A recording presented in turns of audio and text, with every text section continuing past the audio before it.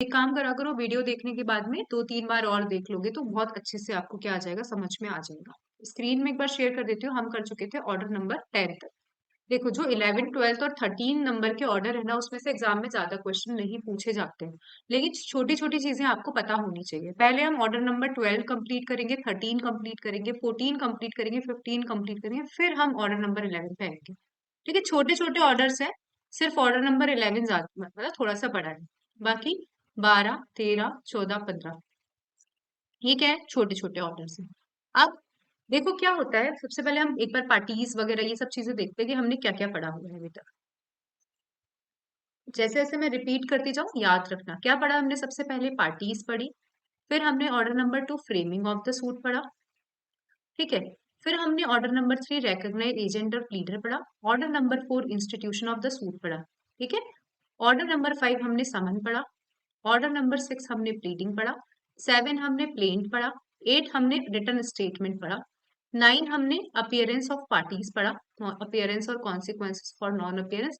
Order number 10 में जब appearance हो गई तो हमने क्या पढ़ा, एग्जामिनेशन ऑफ पार्टीज पढ़ा। अब 11, 12 और 13 ये बात करते हैं मिसलेनियस। क्या बात करते हैं, मिसलेनियस समथिंग बात करते हैं। जैसे क्या होता है समझना कि कोर्ट में प्लीडिंग चली गई, ठीक है, प्लेन चला गया, रिटर्न स्टेटमेंट चला गया, पार्टीज का एग्जामिनेशन हो गया, तो कहीं ना कहीं कुछ कुछ चीजें क्या हो जाती है, छूट जाती है। ठीक है, कहीं एक दूसरे पार्टी के बीच में कुछ वेरियांस आ जाते हैं कि यार मुझे समझ में नहीं आ रहा है ये किस डॉक्यूमेंट से संबंधित बात कर रहा है। इसने लिख तो दी, अपने प्लीडिंग में इसने लिख तो दी कि ये ऐसा डॉक्यूमेंट बना हुआ है हमारे बीच में, दूसरा वाला बोल रहा है कि नहीं हमारे बीच में ऐसा डॉक्यूमेंट बना हुआ नहीं है। तो कहीं ना कहीं पार्टीज को ऐसा लग रहा है कि हम दोनों के बीच में कहीं ना कहीं कुछ वेरियांस आ रहे हैं, कोर्ट के पार्ट पे नहीं, हम दोनों पार्टीज के बीच में कहीं ना कहीं वेरियांस आ रहे हैं। तो उसके संबंध में दिया गया है ऑर्डर नंबर 11, 12, 13। ठीक है, और 13 ऐसा भी कहा सकता है कि जैसे कोर्ट को सब चीजें डॉक्यूमेंट्स भी आ चुके हैं, डॉक्यूमेंट्स भी आ चुके हैं, लेकिन कोर्ट को कहीं ना कहीं लग रहा है कि मुझे ये डॉक्यूमेंट और मंगवा लेना चाहिए इन प्लीडिंग को आगे कंटिन्यू करने के लिए। तो और ठीक है, तो ये बताता है ऑर्डर नंबर 13। ठीक है, नॉर्मल नॉर्मल से ही ऑर्डर है, ज्यादा इसमें कंफ्यूजन वाली बात नहीं है। स्टार्ट करते हैं ऑर्डर नंबर 12। अब ऑर्डर नंबर 12 क्या बात करता है समझना। ऑर्डर नंबर 12 बात करता है एडमिशन से रिलेटेड। किससे रिलेटेड, एडमिशन से रिलेटेड। अब कहाँ कहाँ पढ़ा है हमने admission, section number 58 Indian evidence act. ठीक है, एक एडमिशन यहाँ पढ़ा है। 17 में भी पढ़ते हैं हम, 17 से लेकर शायद 23 और 31 सेक्शन इंडियन एविडेंस एक्ट का एडमिशन से रिलेटेड बात करता है। ठीक है, अब यहाँ पे क्या बात होती है, एडमिशन का मतलब क्या हुआ। एडमिशन का मतलब कुछ फैक्ट्स जो दोनों की प्लीडिंग में लिखे हुए हैं, प्लेंटिफ की प्लीडिंग में लिखे हुए हैं, और क्या कर रहा है, डिफेंडेंट उसको एडमिट कर रहा है, और डिफेंडेंट की प्लीडिंग में लिखे हुए हैं और प्लेंटिफ उसको एडमिट कर रहा है। तो आपको पता है कभी भी कोई चीज एडमिट होती है, कभी भी कोई चीज एडमिट होती है तो उन पे इश्यूज फ्रेम नहीं होते, उन पे क्या नहीं होते, इश्यूज फ्रेम नहीं होते हैं। ठीक है ना। तो ये चीज है कि यदि कोई पार्टी क्या कर रही है, किसी चीज को एडमिट कर रही है, यदि कोई पार्टी किसी चीज को एडमिट कर रही है तो कोर्ट उसको भी लिख लेता है, उसको भी रिकॉर्ड कर लेता है, और बाद में उन चीजों को नहीं सुनता है। ठीक है, और सेक्शन 58 क्या बोलता है इंडियन एविडेंस एक्ट का, कि यदि कोई चीज पार्टी एडमिट कर लेती है तो कोर्ट चाहे तो वो बोल सकता है कि नहीं पार्टी आपने एडमिट तो कर लिया, लेकिन मैं किसी और तरीके से तुझसे ये चीजें एडमिट करवाना चाहता हूँ। ठीक है, ये सारी चीजें हैं। तो एक बार हम देखते हैं ऑर्डर नंबर 12 एडमिशन। और इसमें ये भी मत सोचना मैम जल्दी जल्दी पढ़ा रही है मैथ सर, इसमें से मतलब इसमें से ज्यादा क्वेश्चन नहीं आते। ऑर्डर नंबर 12, ऑर्डर नंबर 13, ठीक है, इनमें से ज्यादा क्वेश्चन नहीं आते, बस आपको छोटी छोटी चीजें क्या होनी चाहिए, पता होनी चाहिए। देखो ऑर्डर नंबर 12 किसकी बात करता है, एडमिशन की बात करता है। पहले एडमिशन की डेफिनेशन क्या है, वॉलंटरी एक्नॉलेजमेंट। क्या कर रहा है, कोई इंसान मन से एक्नॉलेजमेंट दे रहा है किसी पार्ट, मतलब खुद के अगेंस्ट, मतलब ऐसी कोई चीज जो खुद के इंटरेस्ट के अगेंस्ट है, उस चीज के लिए वो क्या बोल रहा है, वॉलंटरी एक्नॉलेजमेंट दे रहा है। अब देखो ये आपको बस इसको चार्ट को याद करना है। केस रूल नंबर 1 बोल रहा है कि पूरे केस को एडमिट कर लिया गया। रूल नंबर 2 बोल रहा है, 2A बोल रहा है, 3 बोल रहा है, 3A बोल रहा है आपने किसी डॉक्यूमेंट को एडमिट किया है, मतलब और लोग दूसरा पार्टी नोटिस दे रही है कि आप क्या करो, डॉक्यूमेंट को एडमिट करो। रूल नंबर 4 और 5, रूल नंबर 4 और 5 में किसी फैक्ट्स को एडमिट करने की बात की गई है। रूल नंबर 6 में जजमेंट करने की बात की गई है, और ये अदर्स बात करते हैं। ठीक है, बस आप ये जो मतलब एग्जाम में क्वेश्चन सिर्फ इसी से आते हैं, किससे आते हैं, सिर्फ इनसे आते हैं। कि रूल नंबर 1 में पूरे केस को एडमिट करने की बात की गई है, आपको याद रहना चाहिए। 2A 3A में किसी डॉक्यूमेंट को एडमिट करने की बात की गई है। रूल नंबर 4 5 में फैक्ट्स, इसमें दे दिया कोर्ट ने जजमेंट, और ये अदर्स बातें करते। देखो क्या क्या बोलता है। any party to a suit any party to a suit may give notice admitting the truth of the whole or any part of the case of any other party। मतलब कोई भी पार्टी क्या कर सकती है, नोटिस दे सकती है, notice दे सकती है कि हाँ भाई इस केस को हम क्या कर रहे हैं, इस केस के इतने पार्ट को या पूरे केस को हम क्या कर रहे हैं, एडमिट कर रहे हैं। खत्म। ठीक है, एडमिट कर रहे हैं। रूल नंबर 2 में बात की गई है डॉक्यूमेंट को एडमिट करने की। क्या बोल रहा है, either party may call upon the other party to admit the genuineness of any document। ठीक है, कोई पार्टी किसी दूसरे पार्टी को क्या कर सकती है, नोटिस दे सकती है कि भाई तूने जो डॉक्यूमेंट मेंशन किया है, या मैंने जो मतलब तूने जो डॉक्यूमेंट मेंशन किया है, मुझे बता कि हाँ भाई जेन्युइन है क्या। ठीक है, वो क्या कर रही है, सिर्फ नोटिस देके बोल रही है कि आप इसके जेन्युइननेस को क्या करो, एडमिट करो। अंदर इतना डीप में नहीं जाना, बस डॉक्यूमेंट एडमिट करने के लिए बोल रही है।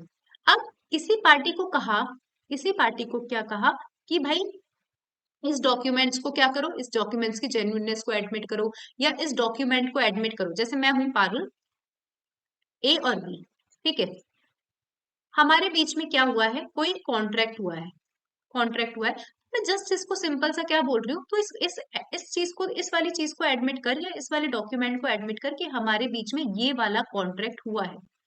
ठीक है, अब ये वाला रूल तो ये कहता है, रूल नंबर 2 ये बोलता है कि यदि बी क्या करता है, मतलब कुछ भी नहीं बोलता, रिफ्यूज कुछ भी नहीं बोलता, चुप रहता है, तो क्या मान लिया जाता है, एडमिट मान लिया जाता है। कि हाँ भाई ये मान लिया जाएगा कि इन दोनों के बीच में ये कॉन्ट्रैक्ट हुआ है। ठीक है, वही लिखा हुआ है, document to be deemed to be admitted if not denied after service of notice to admit documents. ठीक है, इतना ही आपको देखना है अबाउट वन एक्सेप्शन। और इस चीज का हमेशा एक्सेप्शन रहता है। कई बार मैंने बोल दिया कि कोई चीज एडमिट कर ली जाती है, कोई चीज एडमिट कर ली जाती है, तो ये कोर्ट का डिस्क्रिशन है, कोर्ट का डिस्क्रिशन है। वो after recording the reason require any party to prove such document by any other manner. बोल सकता है कि आप चाहे इस चीज को एडमिट कर रहे हो, लेकिन मैं चाहता हूं कि तू इस तरीके से इस चीज का एडमिशन कर। समझ में आ रहा है। देखो ये थोड़े से बोरिंग चैप्टर है, 11 12 13, लेकिन फिर भी मैं पूछते जाऊंगी। समझ में आ रहा है, एक बार हैंड रेज कर दीजिए। ठीक है, सिंपल सिंपल है। अब आओ 3A। अब देखो कौन सा फॉर्म नंबर जाएगा, नोटिस किस में जाएगा, नोटिस जाएगा form number 9 appendix number C में। 3A, power of court to record admission. The court may at any stage of proceeding before it or its own motion call upon any party to admit any document and shall in such a case record whether the party admits or refuses to admit such document। देखो rule number 2 में तो और 3 में किसकी बात हो रही थी, पार्टी बोल रही थी। 2A और 3 में क्या बोल रही थी, पार्टी बोल रही थी दूसरी पार्टी को कि क्या कर, ये डॉक्यूमेंट एडमिट कर। रूल नंबर 3A में कोर्ट किसी भी स्टेज पर किसी भी पार्टी को बोल सकता है कि आप इस डॉक्यूमेंट को क्या करो, एडमिट करो। तो कुछ भी नहीं, रूल नंबर 1 में केस को एडमिट करने की बात हुई है, रूल नंबर 2 2A 3 3A में किसी डॉक्यूमेंट को एडमिट करने की बात हुई है। अब रूल नंबर 4 5 किसकी, किसी फैक्ट को एडमिट। देखो सब चीजें छोटी छोटी चल रही है। सबसे पहले क्या होता है, सबसे पहले केस के बाद में डॉक्यूमेंट। छोटी स्टेज किसकी होगी, किसी डॉक्यूमेंट। इससे भी छोटा क्या होगा, फैक्ट्स को एडमिट करने की बात करता है रूल नंबर 4 और 5। क्या बोल रहा है rule number 4, notice to admit facts. कि भाई आप क्या करो, मतलब कोर्ट किसी दूसरे को बोल रहा है कि हमारे बीच में ऐसा कुछ बात हुई है, हमारे बीच में ऐसी कुछ बात हुई है, इस चीज को क्या कर, इस फैक्ट को तू एडमिट कर। ठीक है, तो एनी पार्टी में बाय नोटिस इन राइटिंग, कोई भी पार्टी नोटिस इन राइटिंग में अब लेकिन ये कब दे सकती है नोटिस, ये दे सकती है एट एनी टाइम। ये जो टाइम ना, ये वाला टाइम, और एक यहाँ पे कहीं 6 वीक वाला, 6 दिन वाला टाइम भी आएगा, ये इंपॉर्टेंट है, ये प्री में पूछे जाते हैं। क्योंकि हमसे मतलब कहीं ना कहीं हमारे हमारे सामने 2-3 बार ये क्वेश्चन आ गए, तो देखो मैंने यहाँ इसलिए बोल्ड रख रखा है कि नोटिस टू एडमिट फैक्स करने का जो कब कब तक दिया जा सकता है, तो at any time not later than 9 days before the day fixed for hearing।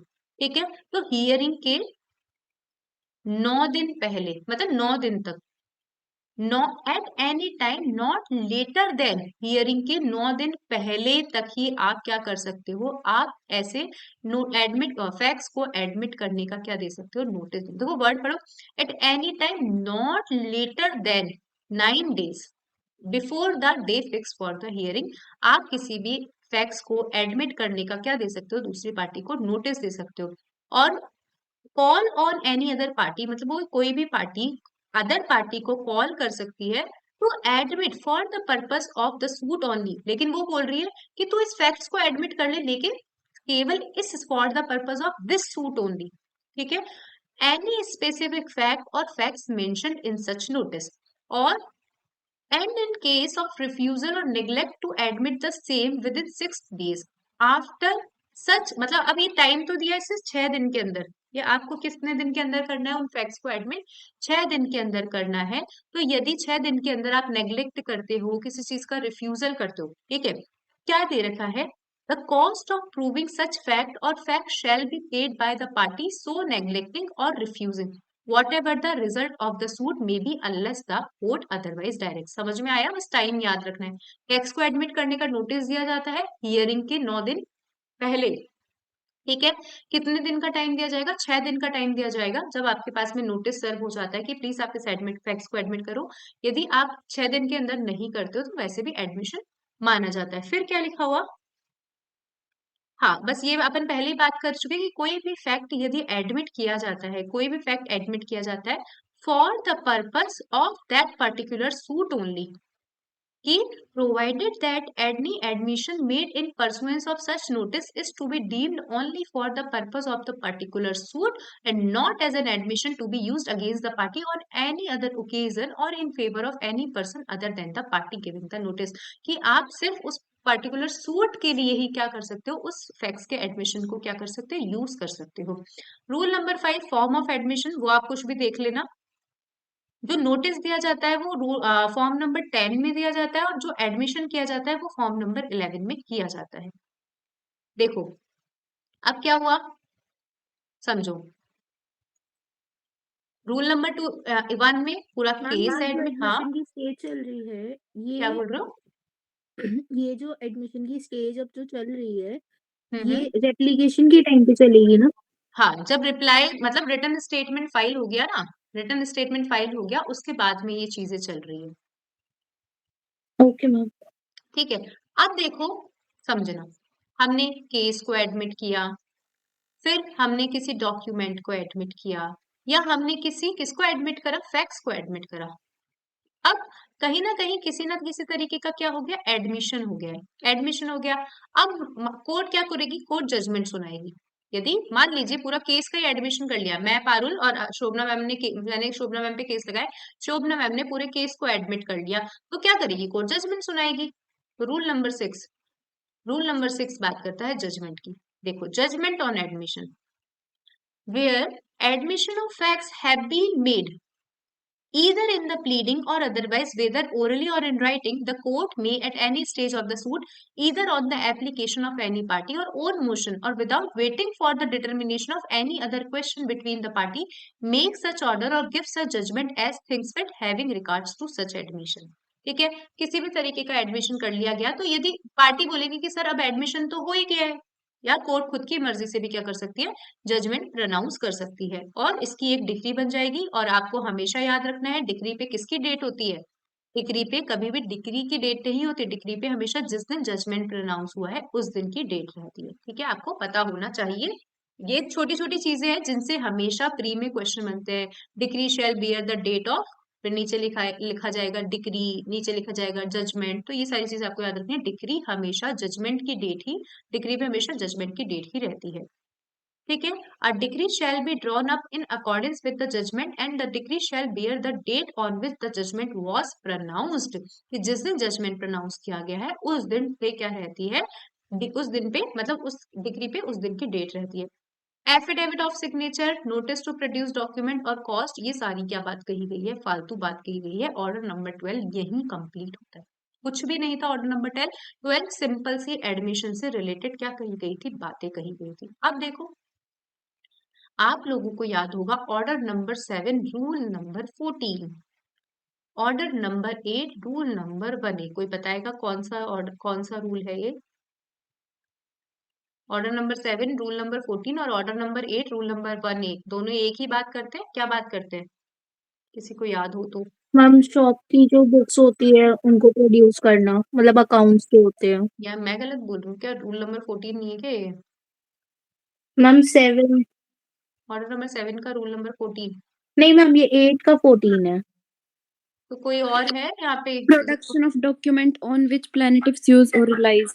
समझ गए? ये वाला है ना, ये तो प्रोडक्शन ऑफ डॉक्यूमेंट के हैं। ये तो production of document by the plaintiff और production of document by the defendant on which their pleading realise, मतलब जिसपे क्या करती है, उनकी प्लीडिंग बेस्ड है, उन डॉक्यूमेंट का प्रोडक्शन होगा। कब प्रोडक्शन करना पड़ता है उनको? कहते हैं कि जब जिस दिन प्लेन फाइल हुआ।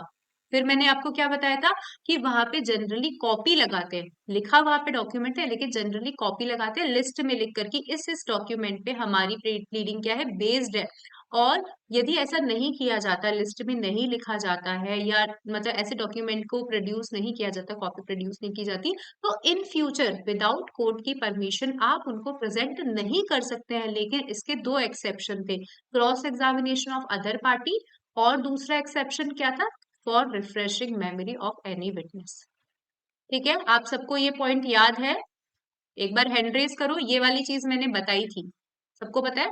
अब देखो यही बात करता है, मैंने क्या कहा था, वहां पे मोस्टली क्या चीजें प्रोड्यूस होती है, क्योंकि सेम बातें कही गई है ऑर्डर नंबर 7 रूल 14 में, order number 8 rule number 1A में, और ऑर्डर नंबर 11 नहीं 13 रूल नंबर 1 या समथिंग ऐसा कुछ, इसमें सेम बातें की गई है। लेकिन हम इसको कैसे आज समझते हैं, हम ये समझते हैं कि इन दोनों ऑर्डर में क्या मांगी जाती है, कॉपी मांगी जाती है, और इस वाले ऑर्डर में क्या मांगा जाता है, डॉक्यूमेंट का ओरिजिनल मांगा जाता है।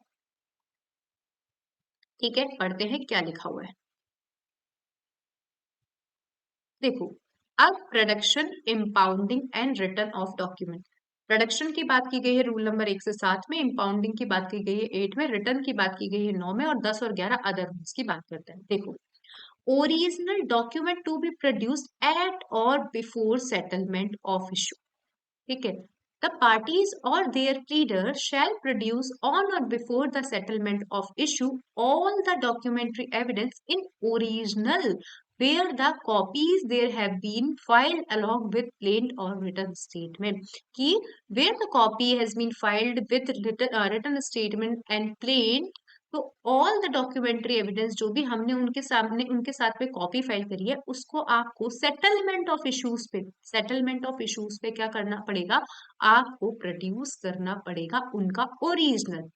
The document shall receive the court shall receive the document so produce provided, ये छोड़ो आप, फिर ये लिखा हुआ कि आपको प्रोड्यूस करना पड़ेगा, अदरवाइज आप आगे प्रोड्यूस नहीं कर सकते। और वही सेम एक्सेप्शन लिख रखे हैं, nothing in this rule shall apply to documents produced for the cross examination of the witness of other party। जब हम ऑर्डर नंबर 7 रूल नंबर 14 में पढ़ रहे थे, तो हमने क्या पढ़ा था कि for the cross examination of the witness of the defendant, order 7 में, और ऑर्डर 8 में हमने पढ़ा था for the cross examination of witness of the plaintiff, और यहाँ हम पढ़ रहे हैं for the cross examination of the witness of the other party. ठीक है, और handed over to a witness merely to refresh memory. तो ये सारा रूल हम ऑलरेडी पढ़ चुके हैं, लेकिन सिर्फ वहां पे हमने कॉपीज प्रोड्यूस करी थी। और ये रूल क्या कह रहा है, where the copies have been produced with the plaint और written statement, the party should present their documentary evidence or their original at the time or before settlement of issues। ये रूल बोल रहा है। ठीक है, तो यहाँ पे क्या करा, डॉक्यूमेंट प्रोड्यूस हो गया। ठीक है, ओरिजिनल डॉक्यूमेंट प्रोड्यूस हो गया। अब क्या होता है, अब the court may at any stage क्या कर सकता है, किसी भी इररेलेवेंट डॉक्यूमेंट को, इनएडमिसिबल मतलब जो इररेलेवेंट डॉक्यूमेंट है, उनको क्या कर सकता है, रिजेक्ट कर सकता है। ठीक है। ऐसा नहीं है कि आपने डॉक्यूमेंट प्रोड्यूस कर दिया, आप प्रूफ कर रहे हो चीजों को, कोर्ट का डिस्क्रिशन है, उसको लगता है द डॉक्यूमेंट इज इररिलेवेंट और अदरवाइज इनएडमिसिबल, तो वो क्या कर सकता है, डॉक्यूमेंट को रिजेक्ट कर सकता है। रूल नंबर 2 शायद डिलीट हो गया होगा, इसलिए यहाँ पे नहीं लिखा हुआ है। रूल नंबर 4, अब देखो, जब भी डॉक्यूमेंट को क्या कर लिया जाता है, एविडेंस में एडमिट कर लिया जाता है, तो समझना एविडेंस में एडमिट करने का मतलब क्या है, उस पे क्या होगा, एंडोर्समेंट। एंडोर्समेंट होता है उस डॉक्यूमेंट पे। मुझे नहीं लगता डॉक्यूमेंट पे करते होंगे, डॉक्यूमेंट पे कोई ऐसा, यदि शोभना मैम मुझे बताना, यदि किसी तरीके का एंडोर्समेंट करना है तो उस पे एक चिट लगा दी जाती होगी, जैसा मुझे फील होता है कि डॉक्यूमेंट पे कैसे एंडोर्समेंट कर सकता है कोई कोर्ट, तो क्या मैम कर। एंडोर्समेंट का तो अपना अलग फॉर्मेट होता है, जो भी आप डॉक्यूमेंट एंडोर्स करना चाहते हो ना, हम्म। उसका अलग ही फॉर्मेट होता है। वो चार्ट टाइप एक बना होता है कि कौन किसको एंडोर्स कर रहा है, कौन सी डेट है, तो वो सब उसमें पीछे की साइड पे मेंशन्ड होती हाँ, है। तो वो यही होता होगा, तो अलग से लिखा रहता होगा, लेकिन अब यहाँ पे यही लिखा हुआ है कि अब देखो, कोई डॉक्यूमेंट आपने प्रोड्यूस किया और उस पर एंडोर्समेंट लग गया, तो इसका मतलब है the document is presumed to be admitted as evidence. ठीक है, ये मान लिया गया है, यदि एंडोर्समेंट लग गया है तो अब उसे क्या करा जाएगा, एविडेंस में सुना जाएगा, या एविडेंस उसको मान लिया जाएगा। बिना एंडोर्समेंट के नहीं माना जाएगा। ऐसे थोड़ी है कि आपने डॉक्यूमेंट दे दिए तो सारी एविडेंस में एडमिट होगी, जी नहीं। So there shall be endorsed on every document which has been admitted in evidence in the suit the following particulars, namely क्या लिखेंगे कि नंबर और टाइटल क्या है सूट का, नंबर और टाइटल क्या है सूट का, फिर उसके ऊपर लिखेंगे the name of the person producing the document, the date on which it was produced, a statement of its having been so admitted, and the endorsement shall be signed and initialed by the judge। Prithviraj वर्स Mehar Chand versus Harshraj Gurudatta Mal, जो 1969 का case था, उसमें ये कहा है has been held that a document cannot be said to have been admitted in evidence at all unless it is endorsed under this rule। ठीक है, समझ में आ ही गया होगा। फिर ये मैं आप लोगों को कई बार पहले भी बता चुकी, कोई भी बुक्स होती है, अकाउंट्स होते हैं, रिकॉर्ड होते हैं, तो क्या किया जाता है, ओरिजिनल प्रोड्यूस किया जाता है, साथ ही साथ कॉपी भी प्रोड्यूस की जाती है। फिर सामने वाला जो ऑफिसर होता है, सामने वाला ऑफिसर क्या करता है, कंपेयर करता है और ओरिजिनल रिटर्न कर देता है। वेरीफाइड कॉपीज के बारे में आती हुई थी, तो यही चीज लिखा है। एंड अब उन पे क्या होगा, कॉपीज पे एंडोर्समेंट होगा, जब भी बुक्स ऑफ अकाउंट्स रहती है, रिकॉर्ड्स रहता है, तो where a document admitted in evidence is account in current use, party on whose behalf the book or account is produced may furnish a copy of the entry, where such document is an entry, a public record produced from a public office, or entry in a book of account belonging to a person other than a party on whose behalf the document is produced, the court may require a copy of the entry to be furnished।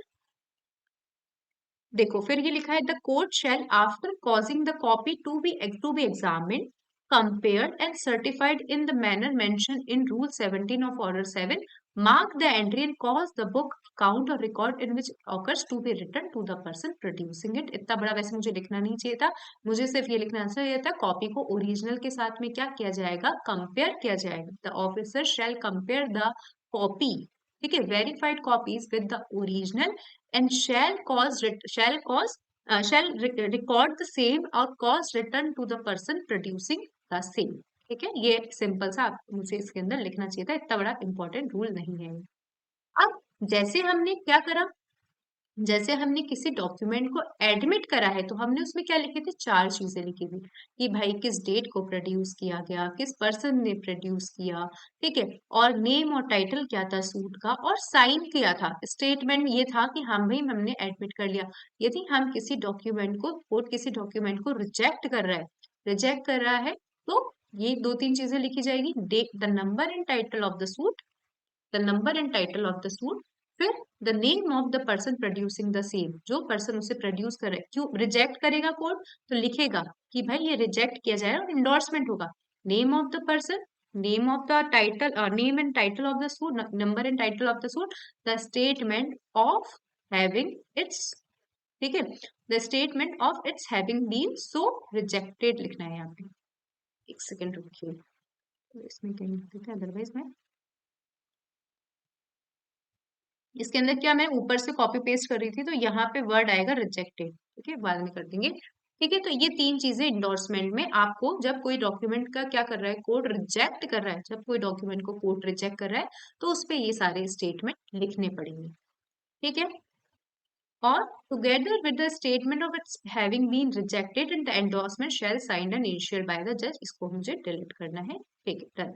अब आओ recording of admitted and written of rejected document. Every document which has been admitted in evidence shall form the part of the record of the suit. कि जिन document को क्या कर लिया गया है, admit कर लिया गया है, उन्हें क्या माना जाएगा, part of the suit, record of the suit बनाया जाएगा।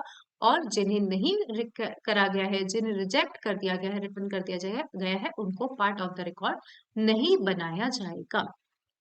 देखो, अभी मैंने क्या बोला कि कोर्ट रिटर्न कर देगा डॉक्यूमेंट को, तो कोर्ट क्या कर सकता है, डॉक्यूमेंट को इम्पाउंड भी कर सकता है, इम्पाउंड भी कर सकता है with such terms and condition as court thinks. मान लीजिए कोई डॉक्यूमेंट है, इतना भयंकर डॉक्यूमेंट लग रहा है कोर्ट का कि है ना, उस डॉक्यूमेंट में ऐसी ऐसी चीजें लिखी हुई है कि वापस देना बनता नहीं है, तो द कोर्ट में क्या कर सकता है, direct the document to be impounded which is produced before it. ठीक है, कोर्ट की मर्जी है कि भाई, कोर्ट बोलेगा ऑफिसर को, the court will instruct the officer, क्या बोलेगा कि भाई इसको क्या कर, केप्ट इन कस्टडी, आप इसको क्या करो, कस्टडी में रखो इस डॉक्यूमेंट को, इस पर्सन को दोबारा मत दो। ठीक है, तो द कोर्ट में if it sees sufficient cause direct any document or book produced before it in any suit to be impounded and kept in the custody of an officer of the court for such period and subject to such condition as court thinks fit। देखो, ऐसे normal चीजें हैं, ज्यादा अपन को इतना देखना नहीं है। क्या क्या देखा हमने, सिर्फ रूल नंबर 1 ही देखा अभी तक इम्पोर्टेंट, बाकी तो हमने क्या करा, कोर्ट एडमिट करेगा तो एंडोर्स करेगा, कोर्ट रिटर्न करेगा तो एंडोर्स करेगा। और ऐसा जरूरी नहीं है। अब जैसे आपसे क्या क्वेश्चन पूछा जा सकता है, आपसे ये क्वेश्चन पूछा जा सकता है कि किसी कोर्ट के सामने डॉक्यूमेंट प्रोड्यूस किया गया है, whether the court has power to impound the document. तो आप लिख सकते हो कि ऑर्डर नंबर 13 में कहा गया है, रूल आपको ऐसे याद नहीं होगा, लेकिन आप कह सकते हो कि ऑर्डर नंबर 13 में कहा गया है, the court can instruct the officer. तो क्या कर सकता है, ऑफिसर को इंस्ट्रक्ट कर सकता है कि आप इस डॉक्यूमेंट को क्या करो, कस्टडी में रखो, पर्सन को वापस मत करो, तो उसके पास में ये पावर दी गई है। यहाँ पे क्वेश्चन होता है, भाई हमने डॉक्यूमेंट प्रोड्यूस कर दिए, हमको वापस कब मिलेंगे, हमने ओरिजिनल प्रोड्यूस करे हैं, कॉपी तक तो ठीक था, हमने ओरिजिनल प्रोड्यूस करे हैं, ऐसे तो कब वापस मिलेंगे, तो ये बोलता है कि जब तक केस कंप्लीट नहीं हो जाता तब तक कोर्ट की कस्टडी में ही रहेंगे वो डॉक्यूमेंट। ठीक है, या जब तक अपील कंप्लीट नहीं हो जाती, तब भी कोर्ट की कस्टडी में रहेंगे, या अपील नहीं लगाई गई है, यदि अपील नहीं लगाई गई है तो अपील करने तक का टाइम लैप्स्ड नहीं हो जाता, तब तक भी क्या रहेंगे, कोर्ट की कस्टडी में रहेंगे वो डॉक्यूमेंट। ठीक है, अब आप सोचोगे कि ये तो बहुत ही गलत चीजें हैं, ऐसे क्या होगा, आप ले सकते हो ओरिजिनल, ऐसा नहीं है, लेकिन उसका क्या है, अलग से एक प्रोसीजर है। पढ़ते हैं, यह बोल रहा है, देखो देखो इसमें आपको बता देती हूँ, इस ऑर्डर का रूल नंबर 1 और rule number 10 very important rule है। रूल नंबर 10 से मेंस में भी क्वेश्चन आते हैं और कोई पढ़ के नहीं जाता, क्योंकि क्या सोचते हैं ऑर्डर नंबर 13 है, इग्नोर करके चलते हैं, लेकिन ऑर्डर नंबर 13 का रूल नंबर 10 इंपॉर्टेंट है, और 9 भी चलो थोड़ा बहुत इंपॉर्टेंट है, पूछा जा सकता है कि कब तक कोर्ट की कस्टडी में रहेगा document. Any person whether a party to the suit or not desires of receiving back any document produced by him in the suit or placed on the record shall, unless the document is impounded, be entitled to receive back the same। कि any person whether they are party to the suit or not be entitled to receive back the same document produced by him कब, where the suit is one in which appeal is not allowed when the suit has been disposed of। Suit खत्म होने के बाद में आप क्या कर सकते हो, डॉक्यूमेंट को ले सकते हो। Where the suit is one in which appeal is allowed when the court is satisfied that the time for preferring an appeal has elapsed and that no appeal has been preferred, or if an appeal has been preferred when the appeal has been disposed of।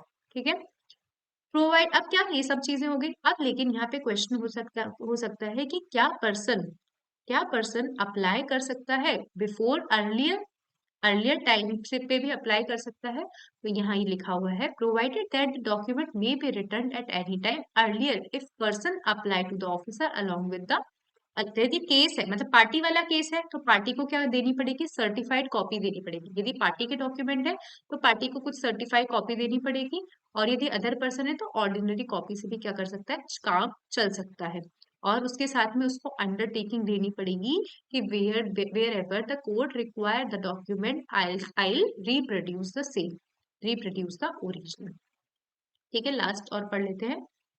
हाँ, और ये हमने पढ़ ही लिया कि ये तो है ही कि जब डॉक्यूमेंट क्या है, होली वॉइड है या यूजलेस है तो कोर्ट कोर्ट है ना वापस नहीं करेगा। मतलब ऐसा सिचुएशन भी आ सकती है कि कोर्ट उसको बोल दे कि भाई वॉइड तो है, ले फाड़ दिया, वॉइड है तो ठीक है, या मैं मेरी कस्टडी में रखूंगा। तो यही लिखा है provided also that no document shall be return which by force of the degree has become wholly void or useless. ठीक है, और ठीक है रिसिट दी जाएगी, ऐसे ही कुछ लिखा हुआ है। ठीक है, रूल नंबर 1 से लेकर रूल नंबर 9 तक आई होप आपको समझ में आ गया होगा। कुछ भी हमने कुछ नहीं पढ़ा। डॉक्यूमेंट मंगवा सकता है कोर्ट, डॉक्यूमेंट इम्पाउंड कर सकता है, डॉक्यूमेंट रिजेक्ट कर सकता है, डॉक्यूमेंट एडमिट कर सकता है, डॉक्यूमेंट पे एंडोर्समेंट कर सकता है। और डॉक्यूमेंट कब वापस मिलेगा, जब केस डिस्पोज हो जाता है या अपील लगती है, तो अपील डिस्पोज ऑफ हो जाती है, तब तक आप डॉक्यूमेंट मिलेगा। अब यहाँ पे एक क्वेश्चन आता है कि एक कोर्ट में केस चल रहा है, एक कोर्ट में केस चल रहा है और दूसरे कोर्ट में भी केस चल रहा है। वो डॉक्यूमेंट यहाँ पे रिलेवेंट है और वो डॉक्यूमेंट यहाँ पे रिलेवेंट है। अब क्या होगा, अब क्या होगा, हम आपने तो बोल दिया ओरिजिनल प्रोड्यूस करना पड़ेगा लिस्ट के साथ में। अब यहाँ पे भी तो करना है, तो यहाँ पे है कोर्ट एक मतलब हम क्या कर सकते हैं, एप्लीकेशन लगा सकते हैं। ये कोर्ट इस कोर्ट को दे सकता है वो डॉक्यूमेंट, ठीक है, दे सकता है वो डॉक्यूमेंट। ऐसा कुछ ऐसी पावर दे रखी है, कहाँ दे रखी है, ये क्वेश्चन आता है कहाँ दे रखी है कि whether a court can transfer any document to any other court।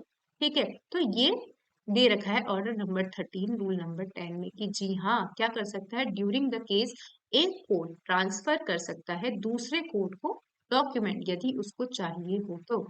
Document may of its own motion and may in its description upon the application of any party sent for either for its own records or from any other court the record of any other suit or proceeding और inspect the same. ठीक है, क्या कर सकता है, दे सकता है दूसरे को, कोर्ट को वो भिजवा सकता है। और क्या लिखा हुआ है,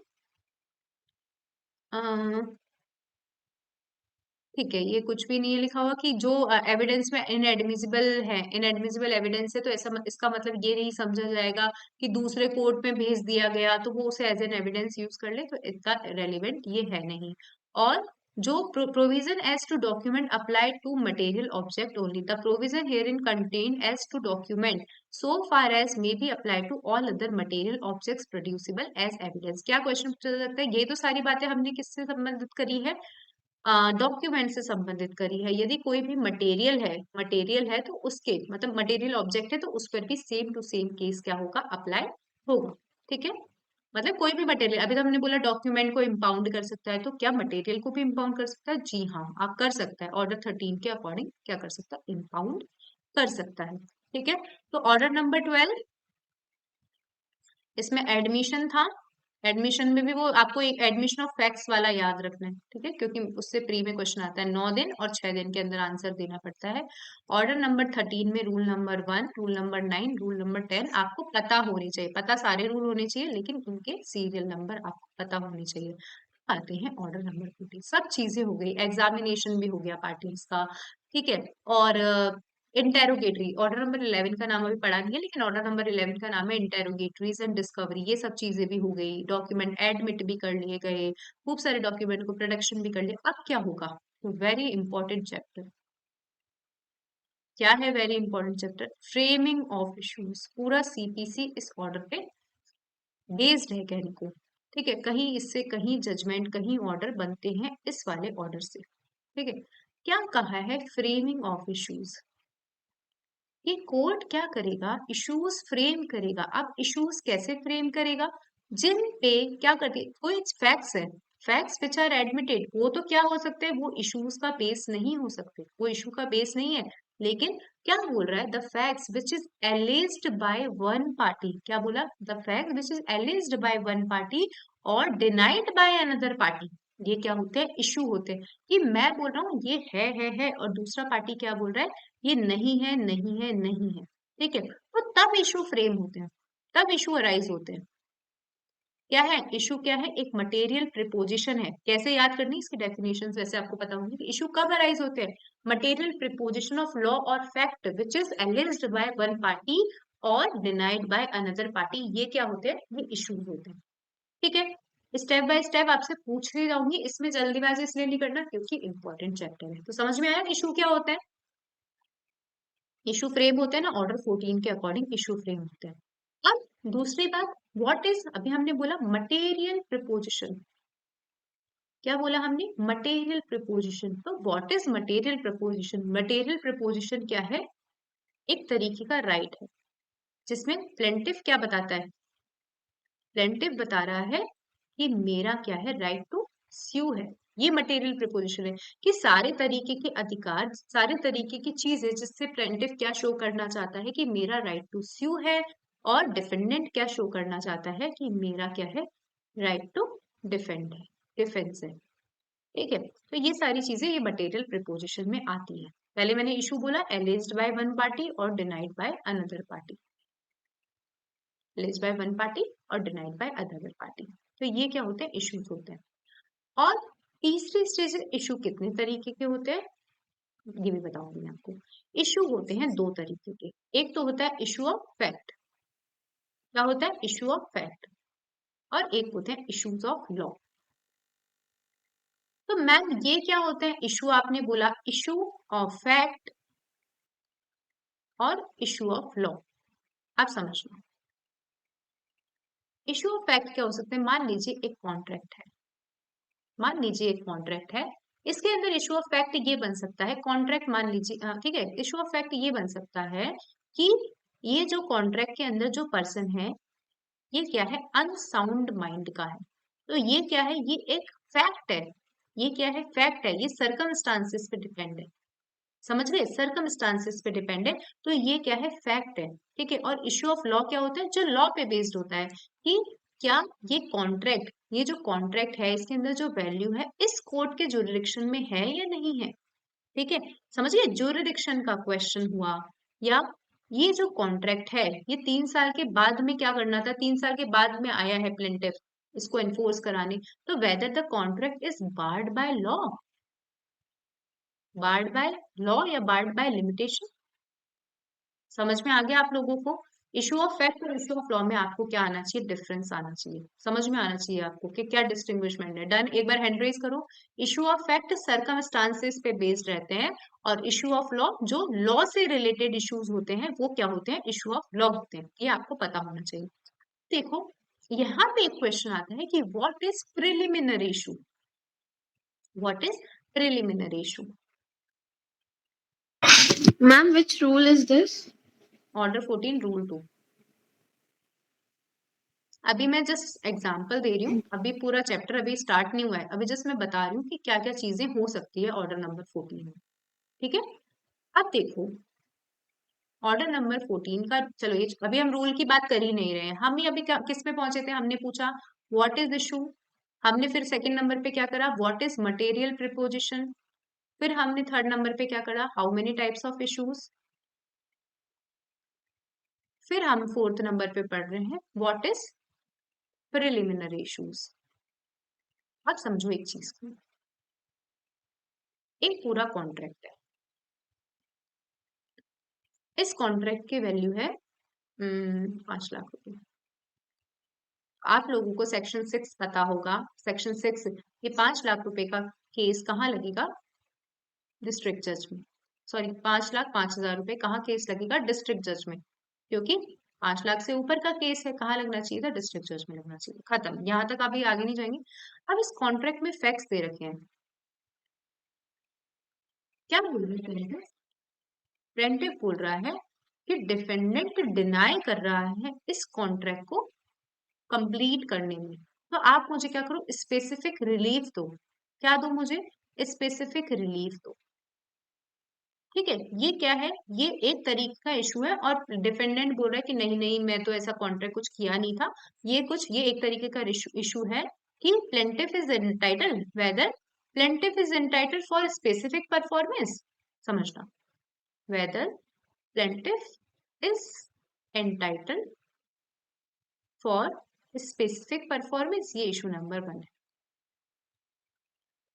ऐसा इशू अब क्या हो रहा है, डिफेंडेंट ऐसा बोल रहा है कि सर प्लेंटिफ ने मुझसे क्या कहा था कि मैं तुझे 1 लाख रुपए दूंगा, तब तू मान लीजिए मेरे घर का काम करना, तब तू मेरे घर का काम करना, मैं तुझे 1 लाख रुपए दूंगा as an advance.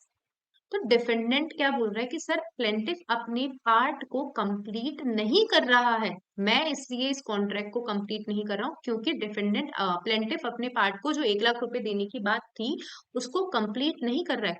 Second issue क्या है, सेकंड इशू क्या करेगा, whether plaintiff is willing to perform his part of the contract, कि क्या प्लेंटिफ मतलब हम क्या प्लेंटिफ अपने पार्ट को परफॉर्म करने के लिए विलिंग तो है, काम मतलब उसने अपना पार्ट को परफॉर्म कर दिया है कि तब वो स्पेसिफिक परफॉर्मेंस मांग रहा है, तो ये दूसरा इशू हो सकता है। अब डिफेंडेंट क्या बोल रहा है, थर्ड सिचुएशन सुनना, डिफेंडेंट क्या बोल रहा है, डिफेंडेंट बोल रहा है कि सर ये एनफोर्समेंट के लिए आया है लेकिन ये केस तो क्या है, बार्ड बाय लिमिटेशन। क्या है ये, बार्ड बाय लिमिटेशन। तो ये थर्ड इशू होगा, मतलब सीरियल नंबर पे मत जाना, ये एक इशू बन सकता है वेदर द केस या whether the suit is barred by limitation, ये थर्ड बन सकता है। अब यहाँ पे मुझे एक चीज बताओ कि जो सिचुएशन आपने देखी सबसे पहला इशू क्या बनना चाहिए Gauransh? Ma'am board by law है कि नहीं है, लिमिटेशन से। सबसे पहला इशू यही बनना चाहिए, आपने तो इशू फ्रेमिंग पढ़ी है तो आपको पता है सबसे पहला इशू यही बनेगा। Yes ma'am. और कि अब और ये केस कहाँ लगा है, ये केस लगा है सिविल जज के कोर्ट में, तो दूसरा इशू और क्या बनना चाहिए गौरांश? कि सिविल जज कॉम्पिटेंट है कि नहीं है इसको weather the court has jurisdiction to entertain इसको this सुनने के लिए entertain the एंटरटेन suit। है कि नहीं है। समझ लो, तो आप लोगों ने ये 4 इशू समझे, ये 4 इशू आप लोगों ने समझे, लेकिन सबसे पहले इशू प्रिलिमिनरी इशू क्या होंगे, प्रिलिमिनरी इशू ये होंगे कि whether the suit is barred by law of limitation. समझ लो, बाद की ये चीजें आएंगी, ये चीजें बाद में आएगी कि प्लेंटिफ परफॉर्म करने के लिए विलिंगफुल था या प्लेंटिफ एंटाइटल्ड है क्या स्पेसिफिक परफॉर्मेंस के लिए, ये चीज सबसे पहले सुनेगा, ये कोर्ट चीज सबसे पहले सुनेगा कि ये जो केस है ये बार्ड बाय लॉ या बार्ड बाय लिमिटेशन है, या whether the court has jurisdiction to entertain the suit. समझ गए सब लोग? ये सारी, क्योंकि ये केस तो यहीं खत्म हो जाएगा, आपको ये तो रिजेक्शन ऑफ प्लेंट का कारण बन जाएगा ना ये केस, तो मतलब ये केस तो यहीं खत्म हो जाएगा जब ये पता चला इस कोर्ट में ये केस चल रहा है और ये पता चला कि भाई मैं तो एंटाइटल्ड ही नहीं हूँ, मैं तो एंटाइटल्ड ही नहीं हूँ, या ये केस बार्ड बाय लॉ है, तो आगे के इशू सुनने की जरूरत है क्या दीपांशी मैम, बताएं बताएं यदि आप क्लास में हैं तो, अब ये आगे के इशू नो सुनने की मैम। जरूरत है क्या? सब लोग बताएं, ज्योति मैम, अदिति मैम, किरण मैम, एक बार हैंड रेज कर दो, समझ में नहीं आ है गया? मैम, अगर लिमिटेशन से बाहर और जुरिडिक्शन नहीं है तो दूसरे कोर्ट को ट्रांसफर कर देगा। नहीं, जुरिडिक्शन नहीं है तो ट्रांसफर कर देगा, वो बात की बात है, लेकिन लिमिटेशन से बार्ड है आप मान लो, तो आप लोग हम्म। सबसे पहले इनको क्या कहा जाता है, इन 2 इशू को प्रिलिमिनरी इशू कहा जाता है। ये केस में क्या सुने जाते हैं, ये केस में सबसे पहले सुने जाते हैं। समझ में आया कि the court has to pronounce judgment on all issue, court को जनरल रूल क्या होता है, कोर्ट को हर एक इशू पे अपना जजमेंट प्रोनाउंस करना पड़ता है कि ये फेवर किसके फेवर में जा रहा है, ये किसके फेवर में जा रहा है, ये किसके फेवर में जा रहा है, ये किसके फेवर में जा रहा है। बट अनलेस या अनटिल केस में क्या है, प्रिलिमिनरी इशू है और केस प्रिलिमिनरी इशू से ही सॉर्ट आउट हो सकता है, तो कोर्ट बाकी के इश्यूज पर जजमेंट प्रोनाउंस नहीं करेगा। एक बार हैंड रेज कर दो, समझ में आ गया हो तो, इससे पूरा ऑर्डर आता है, आपको ये चीजें पता होनी चाहिए। तो प्रिलिमिनरी इशू कौन से हो गए, whether the court has jurisdiction to entertain the suit, और second whether the case is barred by limitation or any other law। समझ लो, एनी अदर लॉ का मतलब भी क्या हुआ, मान लीजिए इंडस्ट्रियल डिस्प्यूट का सूट है और कौन एंटरटेन कर रहा है, सिविल कोर्ट एंटरटेन कर रहा है, इसके लिए तो पूरा प्रॉपर एक एक्ट बना हुआ है, इसके लिए पूरे प्रॉपर एक कोर्ट अलग है, मतलब स्पेशल कोर्ट बने हुए हैं और आ रहे हैं पारुल के कोर्ट में ये केस।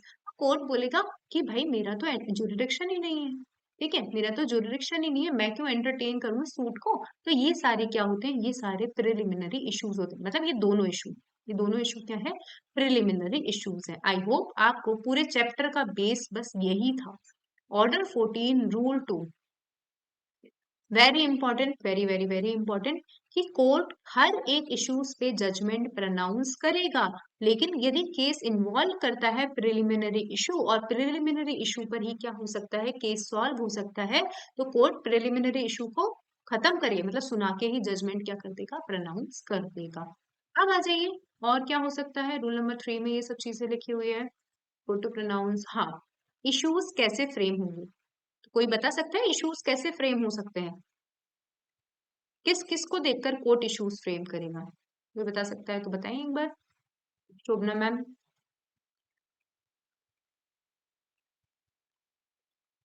देखो मैं बता देती हूँ, हाँ बताइए, जतिन सर आप बताएं। मैम जो भी वो कोर्ट से रिलीफ मांग रहे हैं वही इश्यूज बन जाएंगे। नहीं, किस किस को देखकर करेगा, मांग रहे हैं तो मांग तो मैं कुछ भी सकती हूँ, मैं तो मांग सकती हूँ ताजमहल मेरे नाम कर दो मेरे कॉन्ट्रैक्ट में लिखकर, तो ऐसा नहीं होगा ना। कि जो कोर्ट है इशू फ्रेम करेगा अपने डिस्क्रिप्शन से, मतलब सोच समझ के करेगा, क्या करेगा, प्लेंट देखकर, क्या करेगा, रिटर्न स्टेटमेंट देखकर, समझ रहे हो, और क्या देखेगा, एडमिशन भी तो देखेगा, कि पता चले कि किसी पार्टी ने कोई इश्यू राइज करे थे लेकिन दूसरी पार्टी ने तो उसका एडमिशन कर लिया, उस दूसरी पार्टी ने उसका एडमिशन कर लिया, क्या इश्यू फ्रेम करेगा क्या जतिन सर, कोई नो पार्टी मैम। बोल करेगा नहीं, नहीं करेगा, पता है कि मैंने आपको बता ही दिया कि किसी चीज पे एडमिशन हो गया है तो क्या इशू फ्रेम करने की जरूरत ही नहीं है। और क्या, अदर डॉक्यूमेंट जो हमने किस में पढ़े, ऑर्डर नंबर 13 में पढ़े हैं। ऑर्डर नंबर 11 में हम क्या पढ़ेंगे, इंटेरोगेटरीज, क्या पढ़ेंगे, इंटेरोगेटरीज। और कोर्ट ने कुछ डिस्कवरी करी है या कोर्ट ने किसी तरीके का इंस्पेक्शन करा है तो इनके बिहाफ पर क्या हो जाते हैं, इश्यूज फ्रेम हो जाते हैं। तो पहले जितना जितना हमने पढ़ा हम पढ़ते हैं, ऑर्डर नंबर 14 को स्टार्ट करते हैं। Order number 14, settlement of issue and determination of suit on the issue of law और ऑन इशू एग्रीड अपॉन। ठीक है, यहाँ पे देखो पहला तो केस का नाम क्या है, सेटलमेंट ऑफ इशू, लेकिन फिर लास्ट दूसरा क्या लिखा, डिटर्मिनेशन ऑफ सूट, सूट का ही डिटरमाइन कर रहे हैं, ऑन इशू ऑफ लॉ और issues agreed upon. Framing of issue. Issue arises when a material preposition of fact or law. देखो मैंने वर्ड बोला था material preposition, लेकिन दोनों की, fact की लेकिन नहीं, when a material preposition of fact or law is affirmed by one party or denied by another. ठीक है, admitted वर्ड नहीं लिखा, क्या लिखा है, denied by another। और फिर मैंने बताया था कि what is material proposition, material proposition are those proposition of law और फैक्ट जिसमें प्लेंटिफ क्या बोल रहा है, प्लेंटिफ एलिज कर रहा है कि मेरा राइट टू स्यू है और डिफेंडेंट एलिज कर रहा है कि मेरा राइट टू क्या है, डिफेंस है। ठीक है, फिर क्या लिखा हुआ कि each material preposition affirmed by one party or denied by another shall form the subject of distinct issue। कि वो ऐसे बोल रहा है वो मना कर रहा है, वो ऐसे बोल रहा है वो मना कर रहा है, तो जितने मटेरियल प्रिपोजिशन है जो अफर्म किए गए हैं एक पार्टी के द्वारा और दूसरी पार्टी डिनाई कर रहे हैं, ये बनाते हैं डिस्टिंक्ट इशू। इशू कितने तरीके के होते हैं, इशू 2 तरीके के होते हैं। ये किस में लिखा है, ये बेयर एक्ट में लिखा हुआ है। ठीक है, किस में लिखा है, बेयर एक्ट में लिखा हुआ है कि इशू 2 तरीके के होते हैं, लेकिन हमने अभी एक केस देखा, इसके अंदर तो इशू ऑफ फैक्ट और लॉ क्या था, मिक्स था। तो issues are of 2 kind, issue of fact और इशू ऑफ लॉ।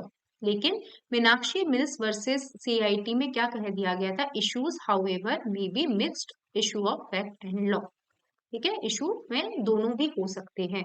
फिर कोर्ट क्या करेगा, फर्स्ट हियरिंग में क्या करेगा कोर्ट, रिप्लेंट और रिटर्न स्टेटमेंट को देखेगा।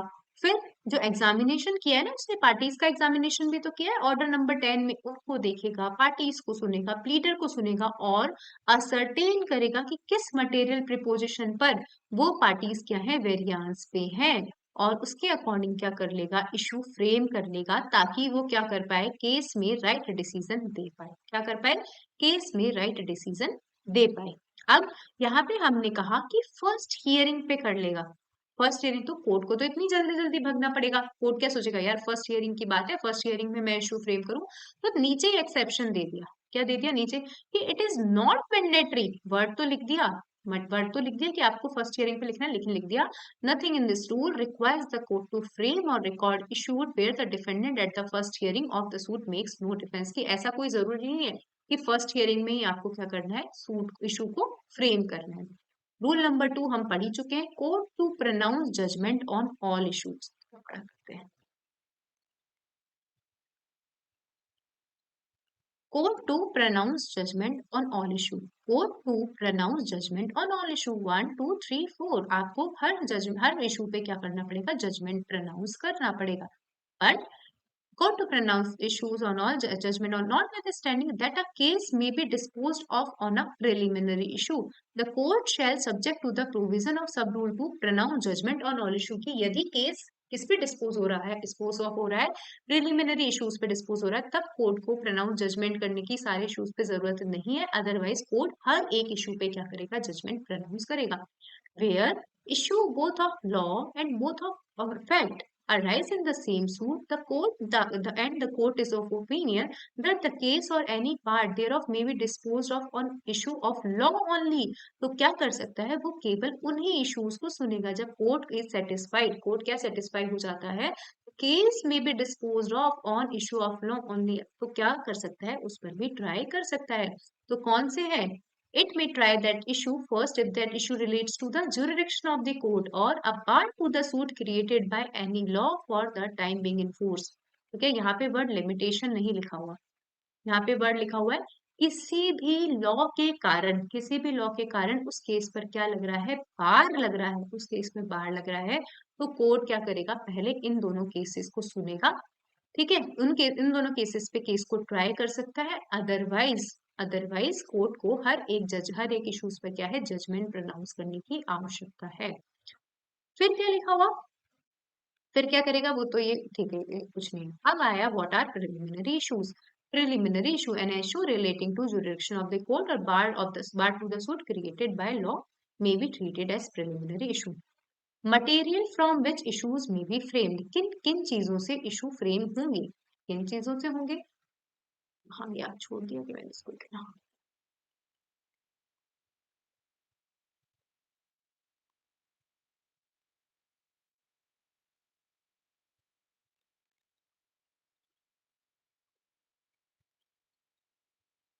हाँ, material from which issue may be framed, the court may frame the issue allegation made on oath by parties or by any person present on their behalf or made by such pleader, मतलब कोई भी allegation जो oath पे लिए गए हैं parties या pleader के द्वारा, या कोई भी एलिगेशन जो प्लीडिंग में दिए गए हैं, या आंसर टू इंटेरोगेटरी में आंसर दिए गए हैं, या कोई भी डॉक्यूमेंट जो पार्टी ने प्रोड्यूस करा है, उनके बिहाफ पर कोर्ट क्या कर सकता है, इश्यूज को फ्रेम कर सकता है।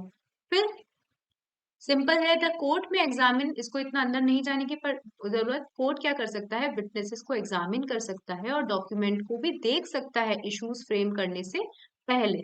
और यदि कोर्ट को लगता है कि कोई डॉक्यूमेंट प्रस्तुत किया जाना चाहिए था, द डॉक्यूमेंट कुड हैव, मतलब क्या है, डॉक्यूमेंट प्रस्तुत किया जाना चाहिए था, a document should have been produce या शुड प्रोड्यूस, लेकिन प्रोड्यूस नहीं किया गया है, ठीक है, तो कोर्ट क्या कर देगी, एडजर्न कर देगी।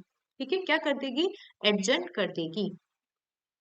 फिर तो हमने कुछ भी नहीं पढ़ा अभी तक, देखो कुछ भी नहीं पढ़ा, हमने सिंपली पढ़ा इशू क्या होते हैं, मटेरियल प्रीपोजिशन क्या होती है, इशू किस किस इश्यूज पर कोर्ट को जजमेंट सुनाना है, और कोर्ट कैसे कैसे क्या करेगा, इश्यूज फ्रेम करेगा। ठीक है, ये सारी चीजें पढ़ ली हमने। फिर अब इश्यूज तो फ्रेम हो गए, तो ये बोला कि कोर्ट इश्यूज को अमेंड और स्ट्राइक आउट कब तक कर सकता है। एक आंसर मैंने आपको याद कराया था, eight the earliest possible opportunity, लेकिन ये आंसर यहाँ नहीं लगेगा, क्योंकि वहां पे वर्ड क्या, eight the earliest possible opportunity. ठीक है, और फिर क्या लिखा हुआ है कि एट और बिफोर सेटलमेंट ऑफ इशू, तब क्या होंगे, इशू अमेंड होंगे। तो ये आंसर यहाँ इसलिए नहीं चलेगा क्योंकि बात ही इशू की हो रही है। तो कोर्ट किसी भी टाइम पर डिग्री पास करने से पहले पहले क्या कर सकता है, इश्यूज को अमेंड कर सकता है। क्या कर सकता है, इश्यूज को अमेंड कर सकता है। और हमने एक बार, हमने देखो दो तीन जगह हम अमेंडमेंट की चीजें देख चुके हैं। एक तो हमने पढ़ा था amendment of pleading. Amendment of pleading आप कब तक कर सकते हो, ट्रायल शुरू होने से पहले, लेकिन वही एक्सेप्शंस आ गए थे उसके। बाकी सारी चीजों में हमें ऑब्जेक्शन उठाना है, कब तक उठा सकते हो? At the earliest possible opportunity and in all cases at और before the settlement of issues. ठीक है, अब यहाँ पे इश्यूज कब तक अमेंड कर सकता है कोर्ट? तो before passing degree, before passing degree. क्योंकि आप मुझे खुद बताओ कि डिग्री पास होने से पहले कोर्ट को पता चलता है कि यार ये इशू तो फ्रेम ही नहीं किया, ये इशू गलत फ्रेम किया, तो जजमेंट गलत ही जाएगा ना, जजमेंट तो गलत ही प्रोनाउंस होगा। तो यही लिखा है बिफोर पासिंग डिग्री क्या कर सकता है कोर्ट? इश्यूज को अमेंड कर सकता है। देखते हैं, the court may eight any time before passing a degree amend the issue, और क्या कर सकता है? एडिशनल इशू फ्रेम कर सकता है। क्यों कर सकता है? For determining the matter in controversy, होता है ना, what, for determining the real question of the matter in controversy. बस यही आप देख समझना। इस चैप्टर को करेंगे, फिर आप 10 मिनट का गैप लेना, फिर हम नया स्टार्ट करेंगे। 2-3 मिनट ज्यादा नहीं है, छोटा से बचा। देखो समझो, पारुल है, तो सामने मान लो बुरांश है, ठीक है, हम दोनों अच्छे फ्रेंड्स हैं। अब क्या होती है सिचुएशन, हम लोगों ने एक कॉन्ट्रैक्ट कर रखा है और इन कॉन्ट्रैक्ट में हमारे बीच में आ रहा है कॉन्फ्लिक्शन, और हम है ना कम से कम 10 साल से दोस्त हैं, अच्छे दोस्त हैं। अब क्या होता है, हम चाहते हैं कि हमारे बीच में ये जो छोटे मोटे कॉन्फ्लिक्शन आ रहे हैं, ठीक है, कॉन्फ्लिक्ट ऑफ इंटरेस्ट आ रहा है, यदि हम कोर्ट में गए, यदि हम कोर्ट में गए तो क्या होगा? लड़ाइयां होगी, कोर्ट केस तो कब तक चलते रहेंगे।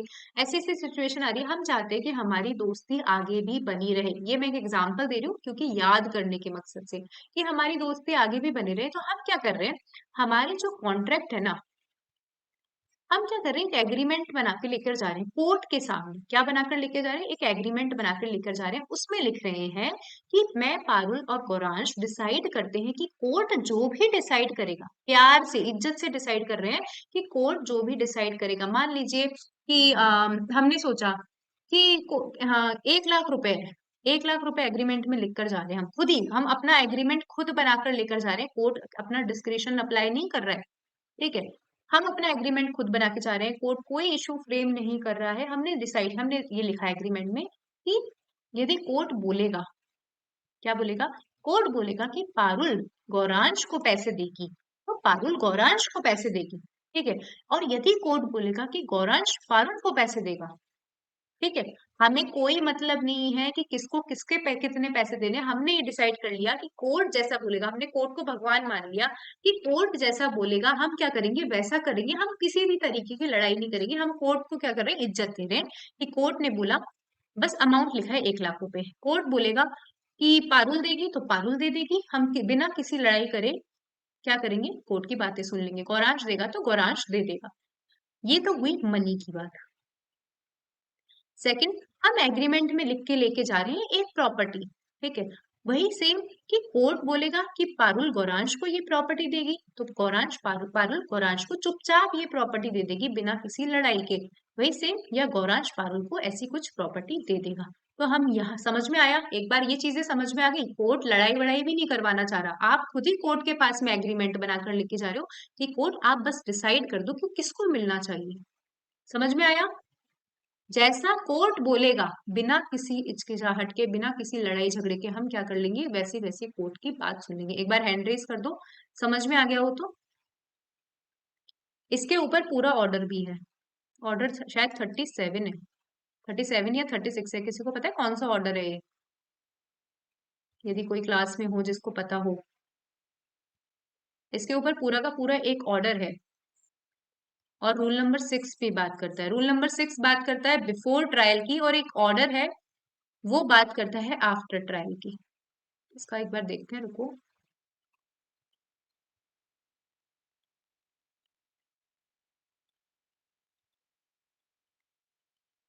ये देखो, ऑर्डर नंबर 36 है, स्पेशल केस, ठीक है। इसके ऊपर पूरा का पूरा एक ऑर्डर है जिसका नाम है ऑर्डर नंबर 36, ठीक है। बस थोड़ा सा क्या है, स्टेजेस का डिफरेंस है, स्टेजेस का डिफरेंस है ऑर्डर नंबर 36 में, और ऑर्डर नंबर 6 और 7 में बात बिल्कुल एज इट इज सेम ही करी गई है। पढ़ते हैं, देखो फिर पूछूंगी आपसे।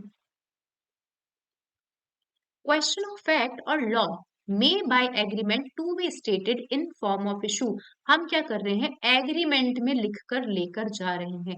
where the parties to a suit are agreed as to the question of fact or law, to be decided between them, they may state the same. हम उस क्वेश्चन ऑफ फैक्ट और लॉ को हम क्या करेंगे, उसको क्या करेंगे, एक फॉर्म ऑफ इशू के रूप में हम किस में लेकर आ जाएंगे, एक एग्रीमेंट में लेकर आ जाएंगे कि भाई जैसा कोर्ट डिसाइड करेगा वैसा वैसा हम कर लेंगे। तो क्या करा हमने उस फॉर्म उसको जो हम क्या करेंगे, दे may state the same in the form of an issue and enter into an agreement in writing.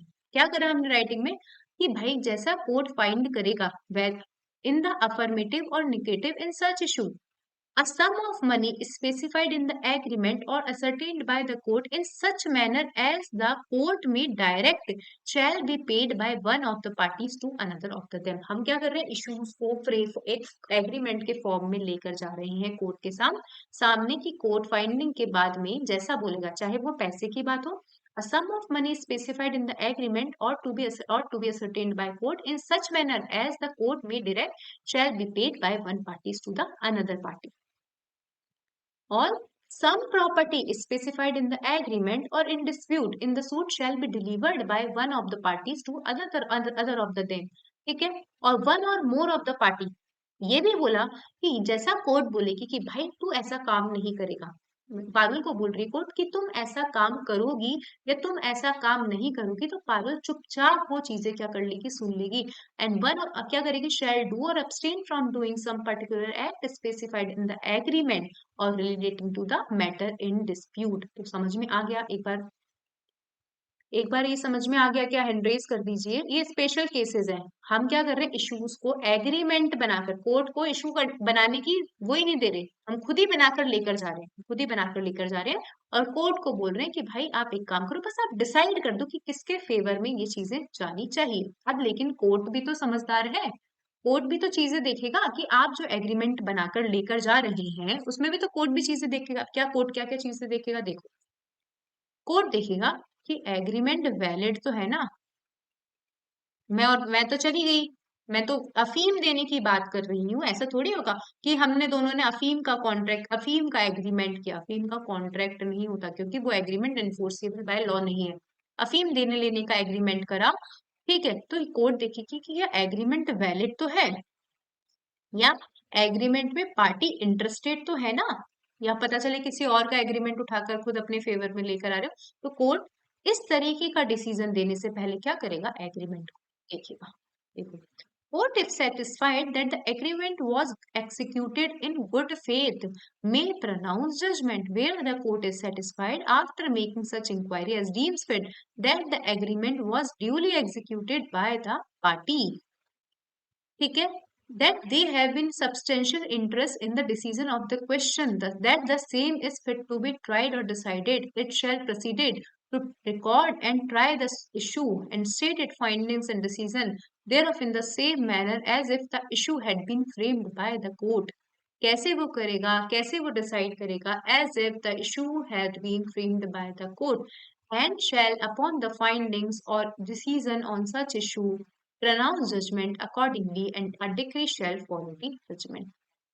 ठीक है, अच्छा ऑर्डर था, काफी अच्छा ऑर्डर था, ऑर्डर 14। लोग बाग थोड़े से डर जाते हैं, छोटा ऑर्डर है लेकिन इस ऑर्डर को पढ़ने से पहले लोग बाग क्या हो जाते हैं, थोड़ा सा डर जाते हैं, और हमने तो बहुत अच्छे से पढ़ा है। किसी को किसी भी तरीके का डाउट है ऑर्डर 14 में, एक बार पूछ लो।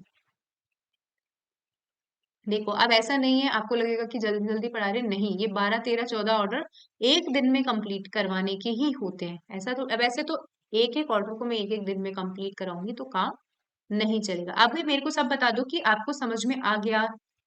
जल्दी का मतलब ये नहीं है कि समझ में नहीं आया, समझ में आ गया आपको। एक बार हैंड रेज करो ऑर्डर नंबर 14 के बारे में, क्योंकि इंपॉर्टेंट था, सबको समझ में आना चाहिए। अब आप लोग 4:20 पे मिलेंगे, आप लोग आना, फिर हम ऑर्डर नंबर 15 पढ़ेंगे, ठीक है।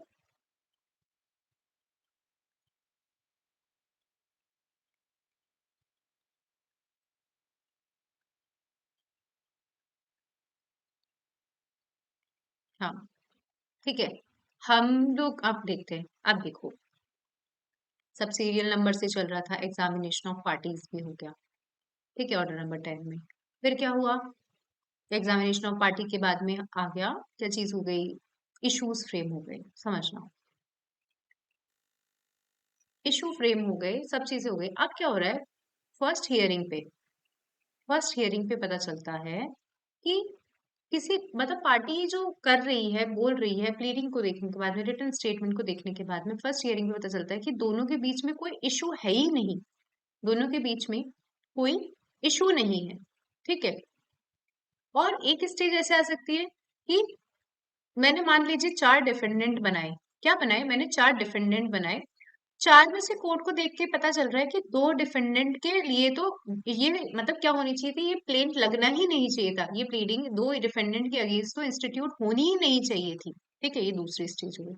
तो समझ लो इन दोनों स्टेज में कोर्ट क्या करेगा, फर्स्ट हियरिंग में ही क्या कर देगा, केस को डिस्पोज ऑफ कर देगा, क्या कर देगा, फर्स्ट हियरिंग में ही केस को डिस्पोज ऑफ करेगा। समझ रहे हो, वापस मैं बता देती हूँ जो चीजें हमने डिस्कस करी कि जब कोर्ट को फर्स्ट हियरिंग पे ही क्या चलता है, फर्स्ट हियरिंग पे ही जब कोर्ट को पता चलता है कि दोनों पार्टीज के बीच में तो इशू है ही नहीं, कैसे पता चलेगा, जब एलिगेशन सुने गए, दूसरी पार्टी ने एडमिट ही कर लिए, जैसे 4 एलिगेशन लगाए, चारों एलिगेशन दूसरी पार्टी ने एडमिट कर लिए, तो पता चल रहा है कि दोनों पार्टीज के बीच में इशू तो नहीं है। या 4 या 3 हमने डिफेंडेंट बनाए और कोर्ट को लग रहा है ये डिफेंडेंट तो फालतू में बना दिए गए, ये 2 डिफेंडेंट, तो ये केस तो केवल एक के लिए ही चलना चाहिए था, तो ये जो ऑर्डर है, इस ऑर्डर का नाम है कि फर्स्ट हियरिंग पे ही क्या करना, जजमेंट प्रोनाउंस कर देना, या फर्स्ट हियरिंग पे ही क्या कर देना, ऑर्डर प्रोनाउंस कर देना। देखते हैं, देखिए ये मैंने अभी एडिट नहीं किया हुआ है, ठीक है, देखो तब को देखो क्या नाम है, disposal of the suit at first hearing, क्या कर दिया गया, disposal of the suit at first hearing. Rule number 1 क्या लिखा है, when parties not at issue the court may at once pronounce a judgment in the following case, when parties not at issue where at the first hearing of a suit it appears, क्या कर पता चल रहा है, court को appear हो रहा है that parties are not at issue on any question of law or fact, the court may at once pronounce judgment, court क्या कर देगा, जजमेंट प्रोनाउंस कर देगा। कोर्ट को पता चल रहा है कि कोई पार्टी तो इशू में नहीं है, जजमेंट प्रोनाउंस करा। फिर लिखा हुआ है, बस यही लिखा हुआ है, ये सारे नोट है, इसको तो मत देखो, सिर्फ आप इसको देखो, ये फर्स्ट रूल है, ये फर्स्ट रूल है कि when the parties are not at issue court may pronounce judgment at first hearing. फिर सेकंड जो मैंने आपको बताया कि when one of the several defendants not at issue, कि जब क्या हो रहा है कि where there are two or more defendants, where there are two or more defendants and any one of them admits the claim of the plaintiff, समझना कि पहली एक मान लीजिए मैंने लगाया, मैं पारुल, मैंने लगाया 2 जनों के खिलाफ केस कि मान लीजिए नीना मैम है या मान लीजिए अनुष्का है। अनुष्का क्या कर रही है, अनुष्का बोल रही है हाँ ठीक है पारुल मैम ने जो मेरे लिए केस लगाया मैं क्या कर रही हूँ, एडमिट कर रही हूँ।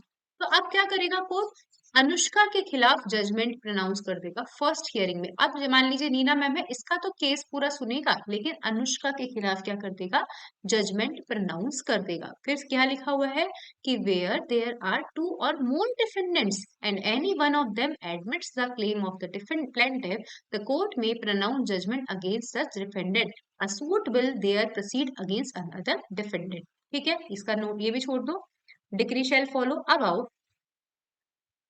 अब देखना सारी चीजें हो गई है। मान लीजिए कि केस ऐसा है कि पार्टीज इशू में तो है, पार्टीज इशू में है, लेकिन कोर्ट को लग रहा है कि फर्स्ट हियरिंग में ही काम चल जाएगा, काम फर्स्ट हियरिंग में ही कंप्लीट हो जाएगा,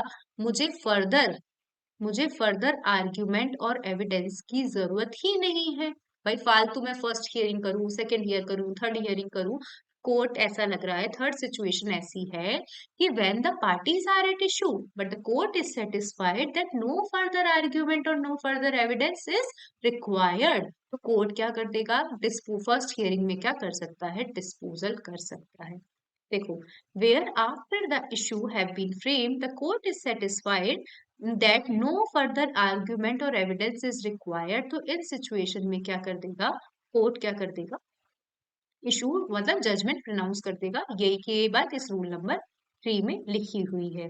अब देखो, पढ़ भी लेते, देखो यही लिखा हुआ है इसको मैं पूरा एडिट करूंगी, अब इसमें मतलब एडिटिंग में टाइम है। तो where the parties are at issue on the some question of law और fact and issue have been framed by the court, party issue में है, कोर्ट ने फ्रेम भी कर दिए। If the court is satisfied that no further argument और evidence then the parties can at once adduce is required, कि जितना एक पार्टी कुड अड्यूस, एक पार्टी अड्यूस कर सकती थी, वो सब तो क्या हो गए हैं, प्रोड्यूस हो चुके हैं।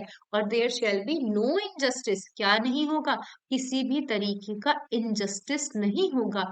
कोर्ट में proceed with to determine such issue and if the finding thereon is sufficient the decision may pronounce judgment accordingly। एक बार कौन बताएगा कि तीन ऐसी कौन कौन से सर्कमस्टांसेस मैंने बताए जहां पर कोर्ट फर्स्ट हियरिंग में ही क्या कर देगी, जजमेंट प्रोनाउंस कर देगी। कौन बताएगा? दीपांशी मैम, जितना याद है उतना बता दो, माइक ऑन करो और बताओ जितना याद है कि कोर्ट किन किन स्टेजेस पे फर्स्ट हियरिंग में ही जजमेंट प्रोनाउंस कर देगी, बताइए। या कोई हैंड रेज कर दीजिए, जिसको समझ में आ गया वो बता दे, कोई भी बता दीजिए। Gauransh yes ma'am. बताइए कौन सी फर्स्ट सिचुएशन तो क्या थी, इसमें इश्यूज नहीं होंगे, पार्टीज के पास वेयर इशू ही नहीं होंगे। Parties are not at issue, कोई इशू में ही नहीं है, where parties are not at issue, की पता चल रहा है कि कुछ सिचुएशन ही नहीं। सेकेंड सिचुएशन जिसमें दो या दो से ज्यादा डिफेंडेंट्स होते हैं और एक डिफेंडेंट एक्सेप्ट कर लेता है, एडमिट कर लेता है और दूसरा नहीं करता है, ठीक तो है, तो दैट उस डिफेंडेंट के अगेंस्ट कोर्ट जजमेंट प्रोनाउंस कर देगा। और थर्ड सिचुएशन जिसमें नो फर्दर आर्ग्यूमेंट और एविडेंस चाहिए होते हैं। ठीक है, where the parties are at issue but no further argument और no further evidence is required और there shall be no injustice to the parties, parties को इनजस्टिस भी नहीं होगा, तो कोर्ट क्या कर सकता है, फर्स्ट हियरिंग में ही जजमेंट, पूरा चैप्टर, ये पूरा ऑर्डर इंपॉर्टेंट है। क्वेश्चन पूछा जा सकता है 4 मार्क्स का, 4 मार्क्स का क्वेश्चन पूछा जा सकता है कि कोर्ट किन सिचुएशंस में फर्स्ट हियरिंग पे ही क्या कर देगा, जजमेंट प्रोनाउंस कर देगा। सबके सब हैंड रेज कर दीजिए, समझ में आ गया हो तो, क्योंकि इंपॉर्टेंट चैप्टर है। मैम एक बार सेकंड पॉइंट दोबारा समझा दीजिए, जब दो या दो से ज्यादा डिपेंडेंट हो तो। समझो, देखो मान लीजिए किरण मैम, मैं लगा रही हूँ 2 के खिलाफ केस, पारुल लगा रही है कि मुझे ना, ये दोनों डिफेंडेंट थे, ये दोनों ने मेरे साथ में मिलकर कॉन्ट्रैक्ट किया था, मान लीजिए यहाँ ज्योति मैम है और यहाँ किरण है। अब आप क्या करो कि मुझे इन दोनों से 1 लाख रुपए लेने हैं, ठीक है। अब आप खुद ही मान रहे हो इस चीज को आके कि हाँ भाई, फर्स्ट हियरिंग में मान लिया आपने कि हाँ भाई मुझे पारुल को 1 लाख रुपए देने हैं। तो अब ज्योति के खिलाफ तो क्या होगा, केस कंटिन्यू रहेगा ज्योति मैम के खिलाफ, लेकिन आपने तो एडमिट कर लिया ना, तो आपके अगेंस्ट मैं क्या कर दूंगी, जजमेंट प्रोनाउंस कर दूंगी। कर दिया ना केस फर्स्ट हियरिंग में डिस्पोज ऑफ। समझ में आ गया सबको? फर्स्ट वापस रिपीट करते हैं, when the parties are not at issue, when there are more than one defendant and a defendant क्या कर देता है, एक्सेप्ट द क्लेम, ठीक है, तो कोर्ट क्या कर देगा, जजमेंट प्रोनाउंस कर देगा। Third situation, when the parties are at issues but no further argument और no further evidences is required, then in such circumstances court can dispose of the case at the first hearing, ठीक है। और कुछ देखते हैं, वैसे बस ये रूल इंपॉर्टेंट है इसके अंदर, और कुछ देखते हैं, और कुछ है कि इसके अंदर, इसमें सच कुछ नहीं है। अब देखो इसके अंदर है ना, आप देखो क्या होता है, इसके अंदर और भी सर्कमस्टांसेस हैं कि केस जा रहा है, मतलब समन 2 तरीके से जाते हैं। किसी को रूल नंबर 5 याद हो तो, समन का ऑर्डर नंबर 5 का रूल नंबर 5 मैंने उस टाइम लिखा था, इंपॉर्टेंट रूल है। ये समन 2 तरीके के लिए जाते हैं, एक तो जाता है समन फॉर अपीयरेंस और एक क्या जाता है, समन फॉर सेटलमेंट। एक तो जाता है summon for final disposal of the case, summon for final disposal of the case, किसी को याद हो तो। और एक क्या जाता है, summon for settlement of issue, किसके लिए जाता है, summon for settlement of issue के लिए जाता है। अब क्या हो रहा है, केस तो गया है किसके लिए, समन जो सर्व हुआ है वो हुआ है सेटलमेंट ऑफ इशू के लिए, कि भाई आप आओ फर्स्ट हियरिंग में, हम क्या करेंगे, सेटलमेंट ऑफ इशू करेंगे। लेकिन अब आप क्या कर रहे हो, क्या कर रहे हो, रूल नंबर 3 में, रूल नंबर 3 में आप क्या कर रहे हो, गया तो समन किसके लिए था, इशू सेटलमेंट के लिए गया था। रूल नंबर 3 के अकॉर्डिंग आपको ऐसा लगता है कि फर्दर एविडेंस रिक्वायर्ड नहीं है, तो आप क्या कर रहे हो, इसको फाइनल डिस्पोज कर रहे हो फर्स्ट हियरिंग में। तो यहाँ पे बोला है कि यदि ऐसी सिचुएशन होती है तो दोनों पार्टी, मतलब सारी जो पार्टी है उनका क्या होना जरूरी है, उनकी प्रेजेंस होना जरूरी है और उनकी एक्नॉलेजमेंट जरूरी है। समझ में आ गया? ये थोड़ा सा एक्सेप्शन था क्योंकि ऑफ कोर्स समन किसके लिए सर्व हुआ है, समन इशू सेटलमेंट के लिए सर्व हुआ है, लेकिन आप फाइनल डिस्पोजल कर रहे हो सकता है कोई और एविडेंसेस लाने हो डिफेंडेंट को, ठीक है, कि या कोई हो सकता है कि प्लेंटिफ को कोई और एविडेंसेस लेकर आने हो। तो आप यदि ऐसा कर रहे हो तो पार्टीज होना, वहां पे पार्टीज की प्रेजेंस रिक्वायर्ड है, पार्टीज की एक्सेप्टेंस रिक्वायर्ड है, ये थोड़ा सा आपको पता होना चाहिए। और कुछ देखते हैं। ठीक है, ऐसा कुछ where the summon has been issued for the final disposal of the suit and either party fails without sufficient cause to produce the evidence on which he relies, the court may at once pronounce judgment and or may if things fit after framing and recording issue adjourn the suit। अब देखो एक situation ये भी हो सकती है। अब यहाँ पे तीन सिचुएशन हमने याद कर ली कि कब कब जजमेंट प्रोनाउंस कर सकती है फर्स्ट के मतलब कोर्ट फर्स्ट हियरिंग में। एक सिचुएशन ये भी हो सकती है। अभी मैंने बोला कि समन किसके लिए इशू हुआ है, समन इशू हुआ है किस चीज के लिए, फाइनल डिस्पोजल के लिए। मतलब स्पेसिफिकली मेंशन किया गया है उस समन में कि केस क्या है, फाइनल डिस्पोजल के लिए आपको समन सर्व किया जा रहा है, फर्स्ट हियरिंग में ही हम केस डिस्पोज ऑफ कर देंगे। तो it is the duty of the defendant, it is the duty, ये हमने समन वाले चैप्टर में पढ़ा था कि it is the duty of the defendant when the summon was issued for final disposal of the case. तो सारे डॉक्यूमेंट, सारे विटनेसेस जिसपे वो रियलाइज करता है, क्या करता है, जिसपे वो बिलीव करता है, ठीक है, जिसपे उसका केस क्या है, मतलब जिसपे उसका केस पूरा कनेक्टेड है, सारे के सारे एविडेंस वो क्या करेगा, क्या आएगा, फर्स्ट हियरिंग में लेकर आएगा। फर्स्ट हियरिंग में क्या करेगा, लेकर आएगा, क्योंकि केस समन किसके लिए सर्व हुआ है, फाइनल डिस्पोजल के लिए सर्व हुआ है। और यदि कोर्ट ऐसा नहीं, यदि इस डिफेंडेंट ऐसा नहीं करता है तो कोर्ट क्या कर सकता है, फर्स्ट हियरिंग में केस को डिस्पोज ऑफ कर सकता है। क्योंकि आप यदि लेकर नहीं आए हो तो वो आपकी फॉल्ट है कि आप नहीं लेकर आए। हमने समन में स्पेसिफिकली मेंशन किया था कि समन क्यों इशू हुआ है, फाइनल डिस्पोजल के लिए हुआ है। तो आपकी ड्यूटी है, आपको डॉक्यूमेंट और विटनेस सारे प्रस्तुत करने चाहिए थे, नहीं कर रहे हो आप ऐसा, तो कोर्ट आपके खिलाफ जजमेंट प्रोनाउंस कर सकता है, या कोर्ट की मर्जी है, कोर्ट केस को क्या कर सकता है, एडजर्न कर सकता है। आई होप ये चैप्टर ऑर्डर 15 पूरा का पूरा इंपॉर्टेंट है, पूरा का पूरा इंपॉर्टेंट है, क्योंकि छोटा सा ऑर्डर है। कितना सा ऑर्डर है, छोटा सा ऑर्डर है, ठीक है।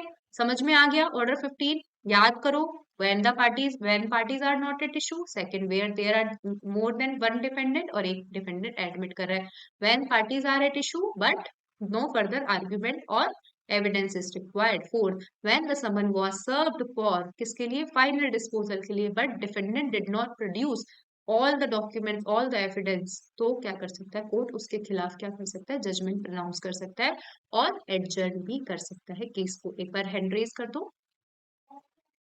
ठीक है।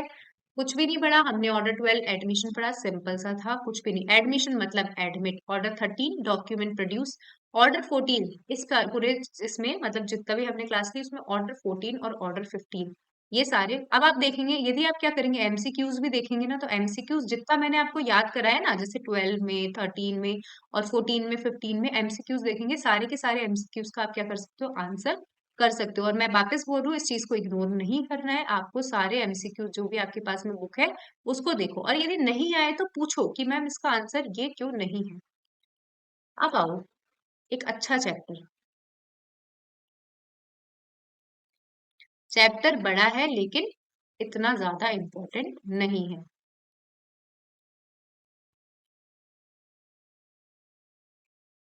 बड़ा है, क्यों बड़ा है भाई, कितने रूल हैं, 23 रूल हैं। अभी तक हमने किसी भी इतने मतलब किसमें, बस एक समन वाले चैप्टर में हमने 30 रूल पढ़े थे, बाकी हम सारे चैप्टर्स में छोटे छोटे रूल्स पढ़ते जा रहे हैं, ठीक है। इसके अंदर 23 रूल है। अब देखो क्या बात कर रहा है, इंटेरोगेटरीज। ये चैप्टर थोड़ी सी बात करता है इंटेरोगेटरीज की, इंस्पेक्शन की, ठीक है। तो क्या बोल रहा है ये चैप्टर, मतलब वही चीजें हुई कि समन सर्व हुआ है, मतलब डिफेंडेंट ने रिप्लाई भी फाइल किया है, लेकिन कहीं ना कहीं थोड़ी बहुत ग्लिच है, दोनों पार्टी समझ नहीं पा रही है कि भाई हम तो बोल रहे हैं डॉक्यूमेंट फ्रेम हुआ है, और हमको तो पता भी है, दूसरे दूसरे इंसान को पता भी है कि डॉक्यूमेंट फ्रेम हुआ है, लेकिन ये इस तरीके से क्यों मेंशन कर रहा है अपनी प्लीडिंग पे कि ऐसा डॉक्यूमेंट तो बना ही नहीं था, ऐसा डॉक्यूमेंट तो बना ही नहीं था। और ऐसे कुछ भी ऐसे क्वेश्चंस हो सकते हैं, मान लीजिए कोई भी ऐसे क्वेश्चन हो सकते हैं जो किसी पार्टी को ऐसा लग रहा है कि यार प्लीडिंग में मैं पूछना भूल गया, या प्लीडिंग के मेरे जो क्वेश्चन है उनको क्या करेंगे और सपोर्ट करेंगे। ठीक है, तो क्या कर सकता है वो पार्टी, क्या कर सकती है वो पार्टी, कोर्ट में लगाएगी एप्लीकेशन। कोर्ट में क्या लगाएगी, एप्लीकेशन लगाएगी, बोलेगी सर मैं क्या करना चाहती हूँ, मैं और ज्यादा क्लेरिफिकेशन चाहती हूँ, मैं और ज्यादा क्लेरिफिकेशन चाहती हूँ, तो मुझे क्या करना है, मुझे ये इंटेरोगेटरी, मैं क्या करना चाहती हूँ, मैं पर्टिकुलर क्वेश्चन इस पार्टी से पूछना चाहती हूँ। ठीक है, मान लीजिए मैं और फ्रेंड, मैं फ्रेंड है, मैं और किरण मैम फ्रेंड है। ठीक है, तो हम दोनों के बीच में अच्छा व्यवहार चल रहा था। अब क्या हुआ, थोड़ी सी लड़ाई हो गई, हम कोर्ट में चले गए। कहीं ना कहीं मुझे पता है कि किरण जानती है इस चीज को। ठीक है, ये किरण मैम को भी पता है कि पारुल मैम जानती है इस चीज को, लेकिन मुझे ऐसा लग रहा है कि यार मैं इससे क्या कर लेता हूँ, मैं इससे थोड़े से और क्वेश्चन पूछ लेती हूँ। अब मुझे ऐसा लग रहा है यार मैं सामने जाकर तो पूछ नहीं सकती, मैंने इन पे केस लगा दिया। तो मैं क्या कर रही हूँ, कोर्ट के पास में जा रही हूँ, कोर्ट को बोल रही हूँ सर मैं ये पर्टिकुलर क्वेश्चंस इनसे पूछना चाहती हूँ। पर्टिकुलर क्वेश्चन मैं क्या करना चाहती हूँ, मैं इन चीजों में कंसेप्ट क्लियर करना चाहती हूँ। तो मैं एक काम करती हूँ, मैं आपको इंटेरोगेटरीज बताती हूँ कि मैं ये क्वेश्चन इस सूट से रिलेटेड इनसे क्या करना चाहती हूँ, पूछना चाहती हूँ। ठीक है, तो आप क्या करो, इन पे इंटेरोगेटरी को क्या करवाओ, सर्व करवाओ। क्या करवाओ, सर्व करवाओ इस पर्सन पे। ठीक है, फिर मैं बोलूंगी कि इसका आंसर केवल कौन देगी, किरण मैम देगी। तो यही छोटी मोटी बातें हैं, देखते हैं क्या क्या लिखा हुआ है इस चैप्टर में। देखो, हम क्या करवाना चाह रहे हैं, हम किसी चीज की डिस्कवरी करवाना चाह रहे हैं। क्या करवाना चाह रहे हैं, डिस्कवरी कराना चाह रहे हैं कि ऐसा हुआ क्यों, क्लियरिटी चाह रहे हैं। तो डिस्कवरी क्या है, डिस्कवरी और इंस्पेक्शन ऑर्डर नंबर 11 का नाम है, और इससे रिलेटेड बात करता है सेक्शन 30। सेक्शन 30 भी बात करता है, ऑर्डर सेक्शन नंबर 29 तक हमने किस में पढ़ा था, समन में पढ़ा था। इसके बाद हमने सेक्शन 30। तो क्या बोला कि डिस्कवरी किस तरीके से की जा सकती है, डिस्कवरी बाय इंटेरोगेटरीज और डिस्कवरी ऑफ डॉक्यूमेंट्स। ठीक है, सेक्शन 30 क्या बोल रहा है, कोर्ट किसी भी टाइम पर अपने ओन मोशन पे या पार्टी की एप्लीकेशन पे ऐसा किसी भी तरीके का ऑर्डर दे सकता है। ये सारी जो चीजें हमने पढ़ी है, ये पढ़ने की आपको जरूरत नहीं है, ये सारी चीजें जो लिखी है, लिखा है ऑर्डर 11, ऑर्डर 12 और ऑर्डर 30, कि कोर्ट किसी भी टाइम पे ऑर्डर दे सकता है किस चीज का, डिस्कवरी और इंस्पेक्शन का। किस चीज का, एडमिशन करवाने से रिलेटेड, या किस चीज का, किसी भी डॉक्यूमेंट को प्रोड्यूस कराने से रिलेटेड, इम्पाउंड कराने से रिलेटेड और रिटर्न कराने से रिलेटेड, इस संबंध में कोर्ट किसी भी तरीके का ऑर्डर दे सकता है। फिर और क्या ऑर्डर दे सकता है, किसी भी इंसान को समन सर्व कर सकता है जिसकी प्रेजेंस रिक्वायर्ड है, कोर्ट की एडिशनल पावर है। और क्या कर सकता है, किसी भी फैक्ट को, वेरी इंपॉर्टेंट, यहाँ पे लिखा हुआ है सेक्शन 30 में कि किसी भी फैक्ट को कोर्ट बोल सकता है कि मुझे तू ये फैक्ट एफिडेविट पे क्या कर, प्रूफ करके दे, कि मुझे ये फैक्ट तू एफिडेविट पे प्रूफ करके दे। ये कोर्ट की पावर है, एडिशनल पावर। तो कोर्ट की हमने पावर पढ़ी, ये पूछा जाता है पावर की क्या क्या कोर्ट की पावर है। किसी भी तरीके का इंस्पेक्शन कर सकता है, इंटेरोगेटरीज कर सकता है, डिस्कवरी करवा सकता है ना, वो डॉक्यूमेंट मंगा सकता है, समन दे सकता है किसी भी पर्सन को। और क्या कर सकता है, किसी भी पर्सन को बोल सकता है कि ये जो फैक्ट है इसको एफिडेविट पे तू प्रूफ कर। फिर अब बात होती है किसकी, डिस्कवरी बाय इंटेरोगेटरीज। पहले तो समझ में आया डिस्कवरी होती क्या है, पहले तो समझ में आई इस चीज से मतलब ये लाइन आपको बस इतना सा बेस समझ में आ गया ना कि क्या कर रही है, एक पार्टी दूसरी पार्टी से क्वेश्चन पूछना चाह रही है। ठीक है, सामने पूछ नहीं पा रही है तो वो कोर्ट को बोल रही है कि मैं इससे ये क्वेश्चन पूछना चाहती हूँ। एक बार हैंड रेज कर दो, बस इतना सा बेस समझ में आ गया तो आपका पूरा चैप्टर क्लियर है, पूरा चैप्टर क्लियर है। कुछ भी नहीं इस चैप्टर में रटने वाली बात है कि कितने दिन में जाएगा, क्या करेगा, ये सारी चीजें। अब देखो, discovery by interrogatories in any suit the plaintiff और द डिफेंडेंट। फिर क्या लिखा, कोर्ट की परमिशन से, कोर्ट की परमिशन से डिलीवर करवा सकता है इंटेरोगेटरीज, किस पर, अपोजिट पार्टी पे। ठीक है, और उसमें क्या नोट लिखा रहेगा, उसमें नोट लिखा रहेगा, फुटनोट, कि कौन पर्सन इस क्वेश्चन का आंसर देगा। फिर कोई भी पार्टी एक से ज्यादा सेट इंटेरोगेटरीज के कोर्ट की परमिशन के बिना क्या नहीं करवाएगी, किसी पार्टी पर डिलीवर नहीं करवाएगी, और कोई भी इंटेरोगेटरी इस तरीके की नहीं होगी जो सूट से रिलेटेड नहीं है। ठीक है, इतना पढ़ना नहीं था, बस ये पढ़ना है कि इंटेरोगेटरी सर्व करवा सकती है कोर्ट की परमिशन से एक पार्टी दूसरी पार्टी पर। Particular interrogatories to be submitted, तो कोर्ट मतलब हमने क्या करा, हमने कोर्ट को बोला है कि मैं ये पर्टिकुलर इंटेरोगेटरी सबमिट करना चाहती हूँ, तो कोर्ट ऐसे ही हाँ नहीं बोल देगा। कोर्ट क्या करेगा, कोर्ट डिसाइड करेगा कि 7 दिन के अंदर कि क्या इस एप्लीकेशन को एडमिट किया जाना चाहिए, क्या इस एप्लीकेशन को एडमिट किया जाना चाहिए। फिर रूल नंबर 3, कॉस्ट ऑफ इंटेरोगेटरी, कोई फालतू में इंटेरोगेटरी भेज रहा है, अनरीजनेबली वेक्सेशियस, ठीक है, इम्प्रॉपर लेंथ की इंटेरोगेटरी भेज रहा है, तो कोर्ट क्या करेगी, उससे कॉस्ट ले लेगी। Form of the interrogatory, form number 2 है अपेंडिक्स सी का। Affidavit and answer filing, interrogatory को 10 दिन के अंदर रिप्लाई करना पड़ेगा। ठीक है, और एफिडेविट में कौन सा फॉर्म लगेगा, फॉर्म नंबर 3 लगेगा। देखो अपेंडिक्स सी चल रहा है, हमने जब ऑर्डर 12 में भी पढ़ा ना, तो उसमें अपेंडिक्स सी ऑर्डर, पता नहीं फॉर्म नंबर आपका मन हो तो याद कर लेना, मन हो तो याद कर लेना। ठीक है, मुझसे याद नहीं होती है, चीजें होती है ना जो अजीब सी चीजें होती है, कि फॉर्म नंबर 2 है, फॉर्म नंबर 3 है, नंबर से आपका मन करे तो याद कर लेना। कॉर्पोरेशन, ये इंटेरोगेटरीज हम कॉर्पोरेशन से इस पे भी सर्व कर सकते हैं, और कॉर्पोरेशन भी दूसरे इंसान पे सर्व कर सकती है ये इंटेरोगेटरीज। ठीक है, कोई भी कंपनी है, हम कंपनी पे भी सर्व कर सकते हैं। ठीक है, हम कंपनीज पे भी सर्व कर सकते हैं, और कंपनीज हमें हमारे ऊपर भी क्या कर सकती है, इस इंटेरोगेटरी को सर्व कर सकती है। ऐसा नहीं कि वो है तो कृत्रिम व्यक्ति, आर्टिफिशियल पर्सन ही है, तो वो ऐसा, ये same to same rule corporation पर भी अप्लाई होता है। अब देखो, तो अब जैसे मैंने इंटेरोगेटरी सर्व तो कर दी, लेकिन दूसरा पार्टी क्या कर सकता है, ऑब्जेक्शन उठा सकता है कि ये जो इंटेरोगेटरी में क्वेश्चन पूछे गए हैं ये स्कैंड्यूलस हैं। क्या है, स्कैंड्यूलस है, ये इररेलेवेंट है, बोनाफाइड मकसद से नहीं किए गए हैं।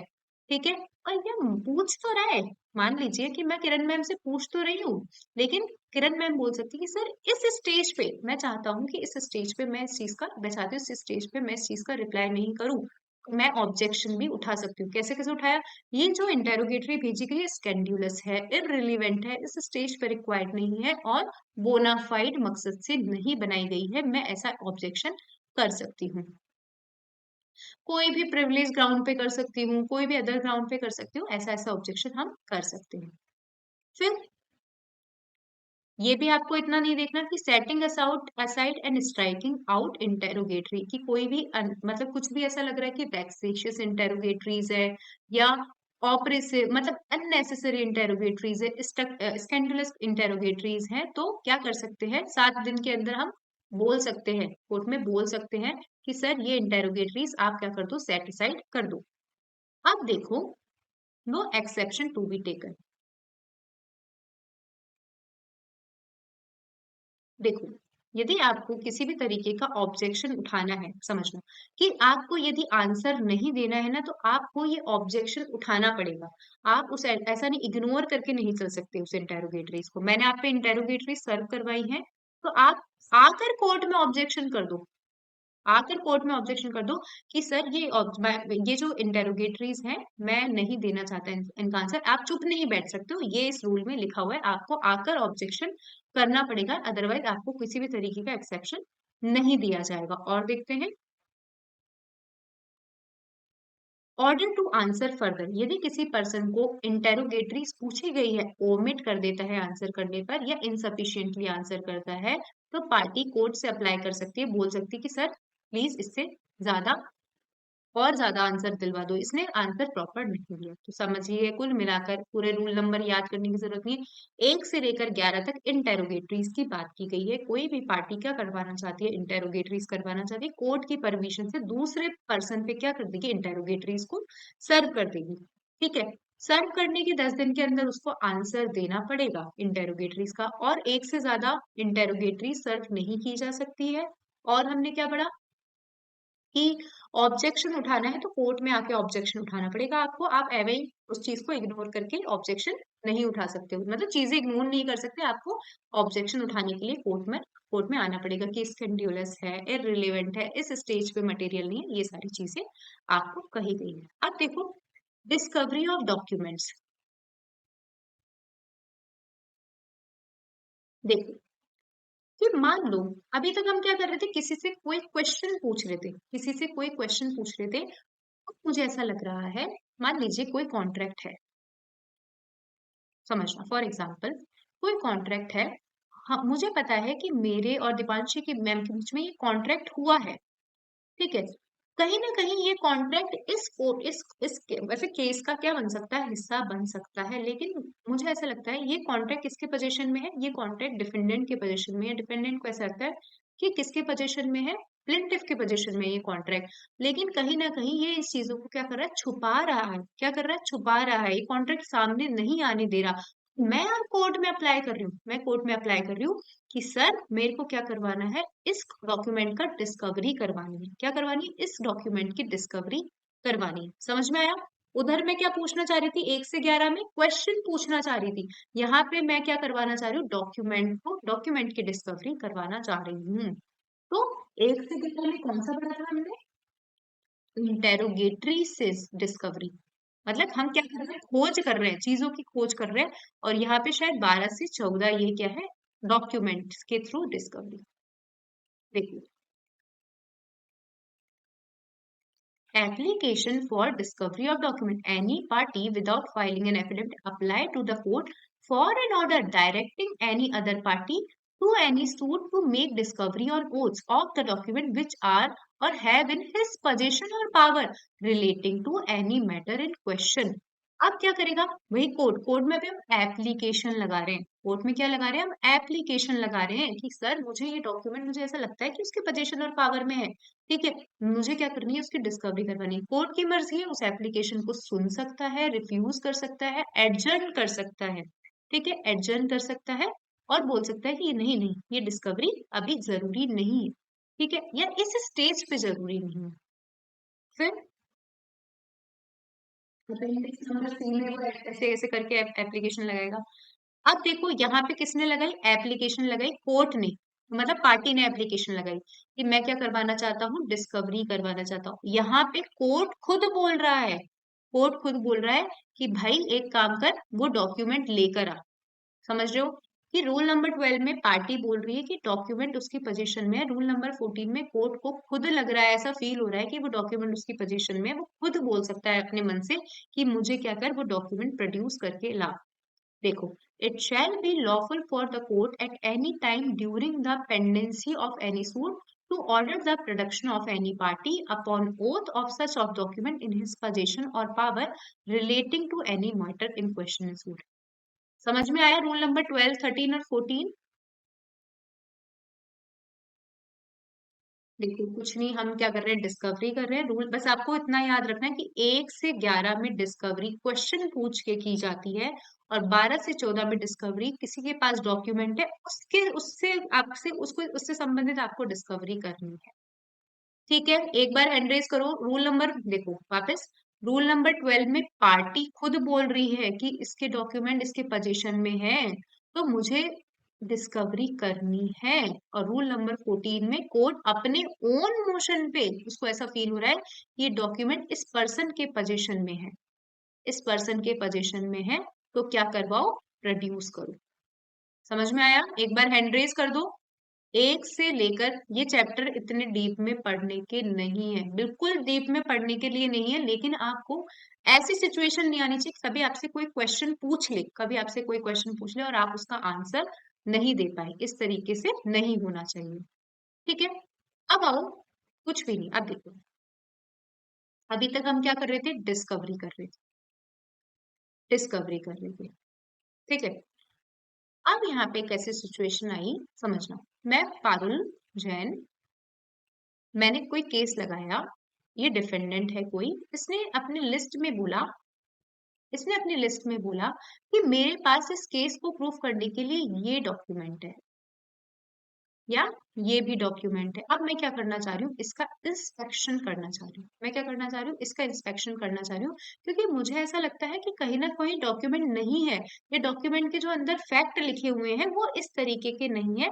तो मैं इंस्पेक्शन के लिए भी एप्लीकेशन लगा सकती हूँ। देखो आ जाओ, बस आपको मैं भी जब नोट्स दूंगी तो मैं उसके अंदर ये लिख दूंगी कि 1 से 11 में डिस्कवरी है, 12 से 14 में भी 1 से 11 में डिस्कवरी बाय इंटेरोगेटरीज है, 12 से 14 में डिस्कवरी बाय डॉक्यूमेंट्स है, और 15 देखते हैं हम क्या है, inspection. Inspection of documents. Inspection of document referred in every party at suit be entitled, लेकिन कब? At or before the settlement of issue to give notice to another party in whose pleading or affidavit reference is made to any document, कि उनकी pleading में कोई document लिखा हुआ है, तो मैं क्या, वो पार्टी क्या करना चाहती है, उसका इंस्पेक्शन करवाना चाहती है। किस किस का? जिसने वो pleading और रिटर्न स्टेटमेंट में डॉक्यूमेंट दिया है, या किसी लिस्ट में उसने डॉक्यूमेंट लिखा हुआ है, तो बोलेगी कि भाई मुझे क्या करना है, तेरे डॉक्यूमेंट का क्या करना है, इंस्पेक्शन करना है। To produce such document for inspection of the party giving such notice और of his pleader and to permit him और देम टू टेक कॉपीज। मैं चाहती हूँ कि मैं तेरी डॉक्यूमेंट का जो तूने मेंशन की है लिस्ट में या तूने प्लीडिंग में मेंशन की, मैं उसका क्या करना चाहती हूँ, इंस्पेक्शन करना चाहती हूँ। ठीक है, तो आपको उसकी नोटिस का क्या करना पड़ेगा, कंप्लाइंट करना पड़ेगा। वैसा नहीं है कि आप उसको डॉक्यूमेंट नहीं दिखाओ, इस तरीके से बात नहीं, आपको इंस्पेक्शन करवाना पड़ेगा। फिर फॉर्म देख लेना, form number C of appendix C. अब देखो, मैंने कुछ नहीं कहा, मैंने कहा कि मेरे को तेरे डॉक्यूमेंट का क्या करना है, इंस्पेक्शन करना है। मुझे आपके डॉक्यूमेंट का इंस्पेक्शन करना है। मान लीजिए यहाँ पे अदिति मैम, ठीक है, मैंने कहा मुझे अदिति मैम आपके डॉक्यूमेंट का इंस्पेक्शन करना है। मैंने आपको नोटिस सर्व करवाया है कि आपने अपनी प्लीडिंग में लिखा है, अपने अपनी डिफेंस की जो रिटन स्टेटमेंट है उसमें ये लिखा है कि ये कॉन्ट्रैक्ट हम दोनों के बीच में हुआ था, मैं इस कॉन्ट्रैक्ट का इंस्पेक्शन करना चाहती हूँ। तो अदिति मैम के पास में 10 दिन का टाइम है, किसको आंसर करने का, पारुल को आंसर करने का, कि हाँ भाई आप आकर इंस्पेक्ट कर लो, क्या कर लो, इंस्पेक्ट कर लो मेरे इन डॉक्यूमेंट्स को। कहाँ पे, या तो मेरे घर पे या प्लीडर के घर पे। लेकिन 10 दिन के अंदर अदिति मैम ने 10 दिन के अंदर बोला। अब पारुल को जब इनके पास में नोटिस आया है ना, रिप्लाई आया है इस नोटिस का, उसके 3 दिन के अंदर पारुल को जाकर क्या करना पड़ेगा, इंस्पेक्ट करना पड़ेगा। 10 दिन और 3 दिन वाली बात समझ गए।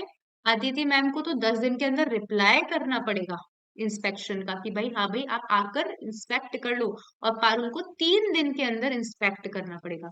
हैंड रेज कर दो, सबको सब समझ में आ गया, क्योंकि इसके ये नंबर ज्यादा जरूरी है। मतलब ये कि आपको 10 दिन के अंदर रिप्लाई करना है, उसको 3 दिन के अंदर आकर इंस्पेक्ट करना है। देखो कुछ नहीं है, देखो क्या लिखा हुआ है, the party to whom such notice is given shall within 10 days from the receipt of such notice deliver to party giving the same a notice stating a time within 3 days from the delivery thereof which the document may be inspected at his office or pleader or at usual place. Order for inspection और verified copies, ये आपको कुछ ऐसा पढ़ने की जरूरत नहीं है, बिल्कुल भी पढ़ने की जरूरत नहीं है। वापस से याद करो, 1 से लेके 11 डिस्कवरी बाय इंटेरोगेटरी, क्वेश्चन पूछ के डिस्कवरी, 12 से लेके 14 डिस्कवरी बाय डॉक्यूमेंट, 15, 16, 17, 18 इंस्पेक्शन से रिलेटेड, कि आपने क्यों लिखा ये डॉक्यूमेंट इंस्पेक्शन, मतलब डॉक्यूमेंट लिखा है तो अब इंस्पेक्ट भी करवाओ, इंस्पेक्ट भी करवाओ ताकि मैं देख तो सकूं चीजों को। एक अच्छा क्वेश्चन है, ज्यादा, बस ये लास्ट है, कुछ नहीं है, 5 मिनट का, ये देख आप समझना कि एक क्वेश्चन आता है, what is pre mature discovery, what is pre mature discovery. समझना कि कोई क्वेश्चन है, किसी केस में क्वेश्चन है, आपको ऐसा लगता है कि इस क्वेश्चन का डिटर्मिनेशन, मैं मान लीजिए भाई से पारुल और अदिति, पारुल ने अदिति से क्या मांगा है, पारुल ने अदिति से 3 चीजें मांगी। एक तो भाई इंटेरोगेटरीज बाय डॉक्यूमेंट या डिस्कवरी बाय इंटेरोगेटरी, पारुल ने अदिति से क्वेश्चन पूछा, या डिस्कवरी बाय डॉक्यूमेंट, कोई डॉक्यूमेंट पूछा कि हाँ भाई आपके पोजीशन में है या नहीं है, और इंस्पेक्शन कराने के लिए बोला।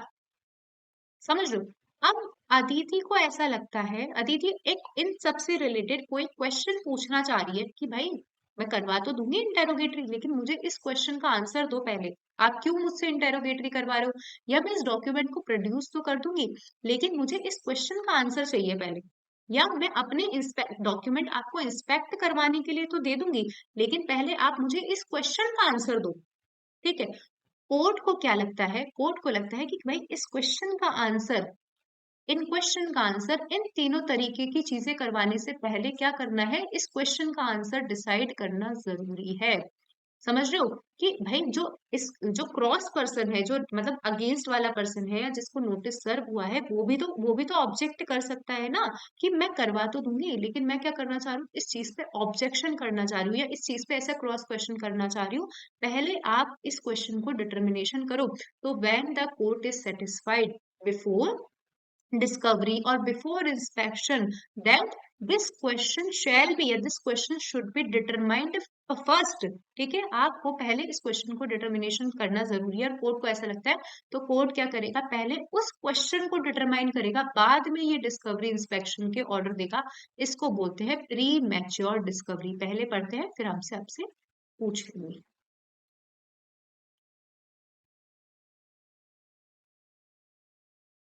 देखो, what do you mean by pre mature, आपको इसमें समझ में आ जाएगा। देखो, मैंने क्या कहा था, पारुल और अदिति दोनों दोनों ले लेते हैं।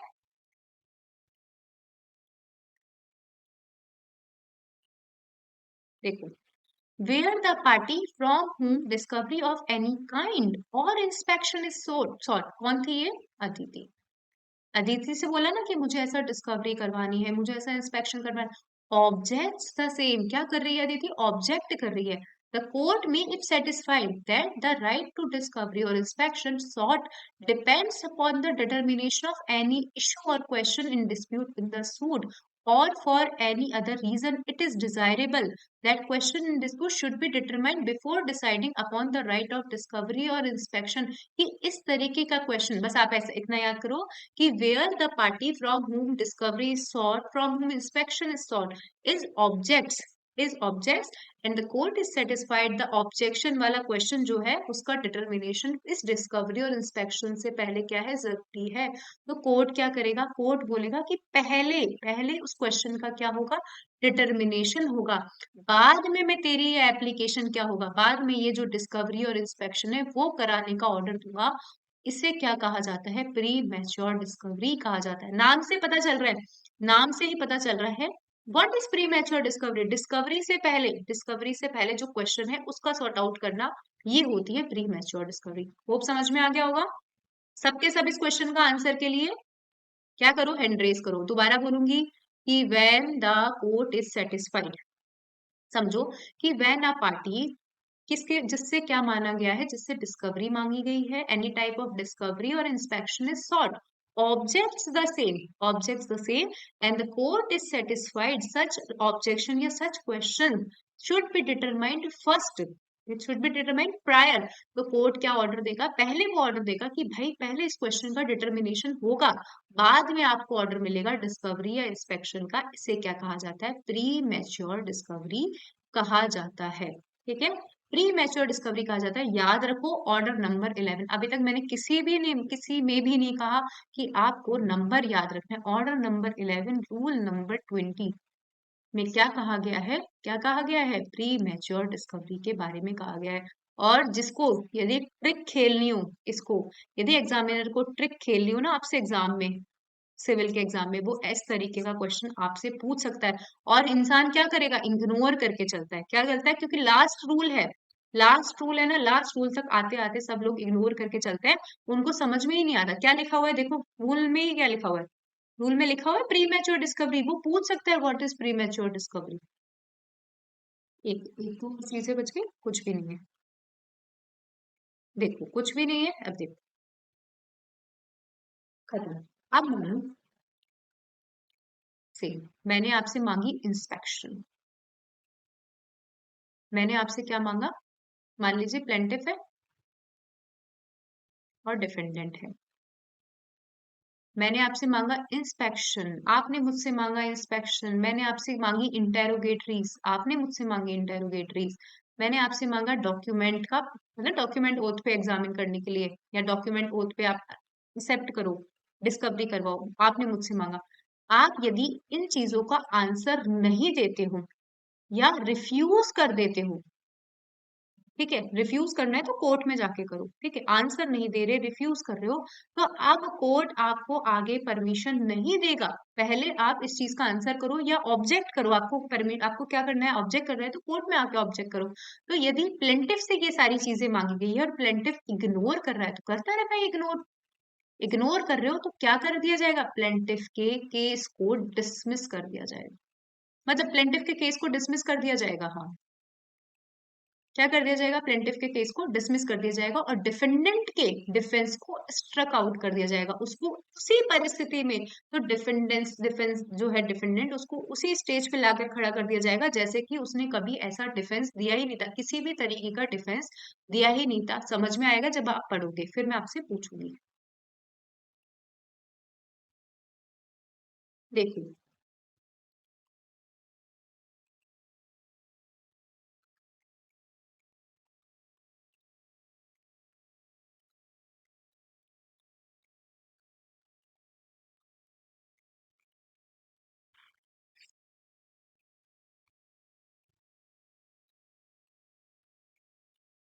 non-compliance with order of discovery where any party fails to comply with any order to answer interrogatories। मैं कई बार बोली ऑर्डर 11 रूल 21, ऑर्डर 11 रूल 21, ये है ऑर्डर 11 रूल 21 कि एक पर्सन से किसी भी तरीके का इंटेरोगेटरी का आंसर मांगा गया है, डिस्कवरी नहीं करवा रहा है, इंस्पेक्शन नहीं करवा रहा है, he shall, if he is the plaintiff, यदि वो प्लेंटिफ है तो be liable to have his suit dismissed for want of prosecution. उसको प्लेंटिफ है तो प्लेंटिफ के सूट को ही डिसमिस कर दिया जाएगा, कितनी बड़ी बात है।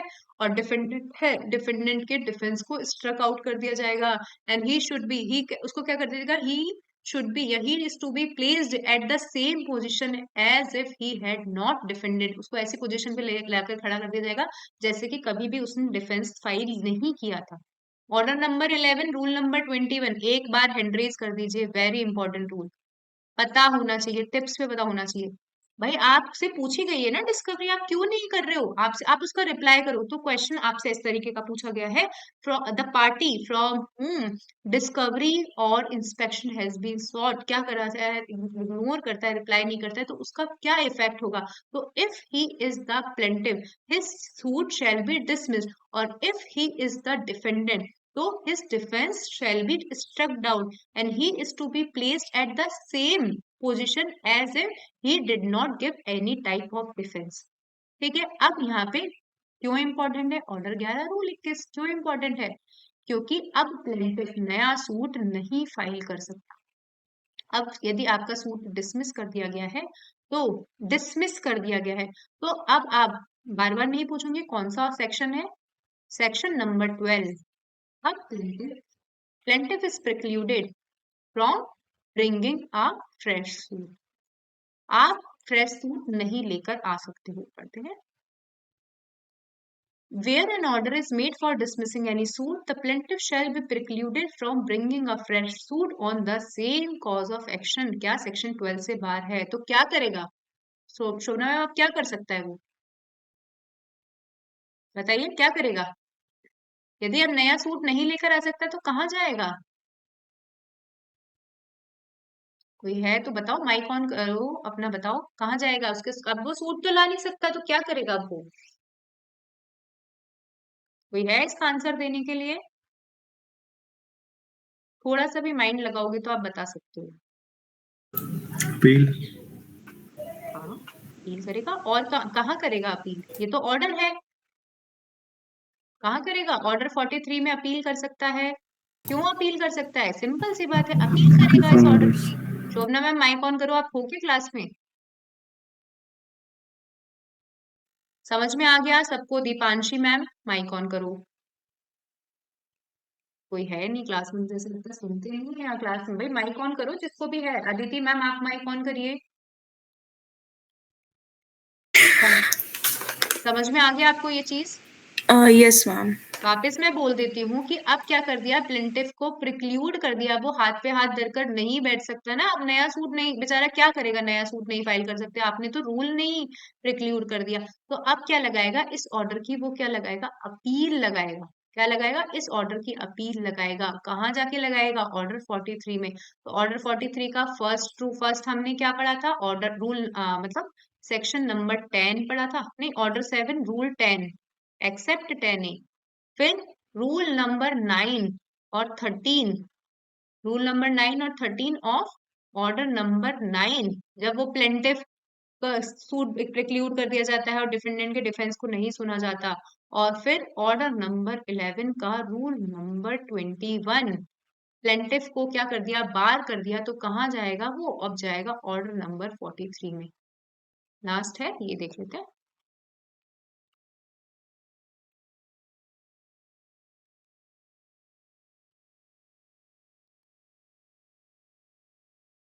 देखो, an order under rule 21 of order number 11।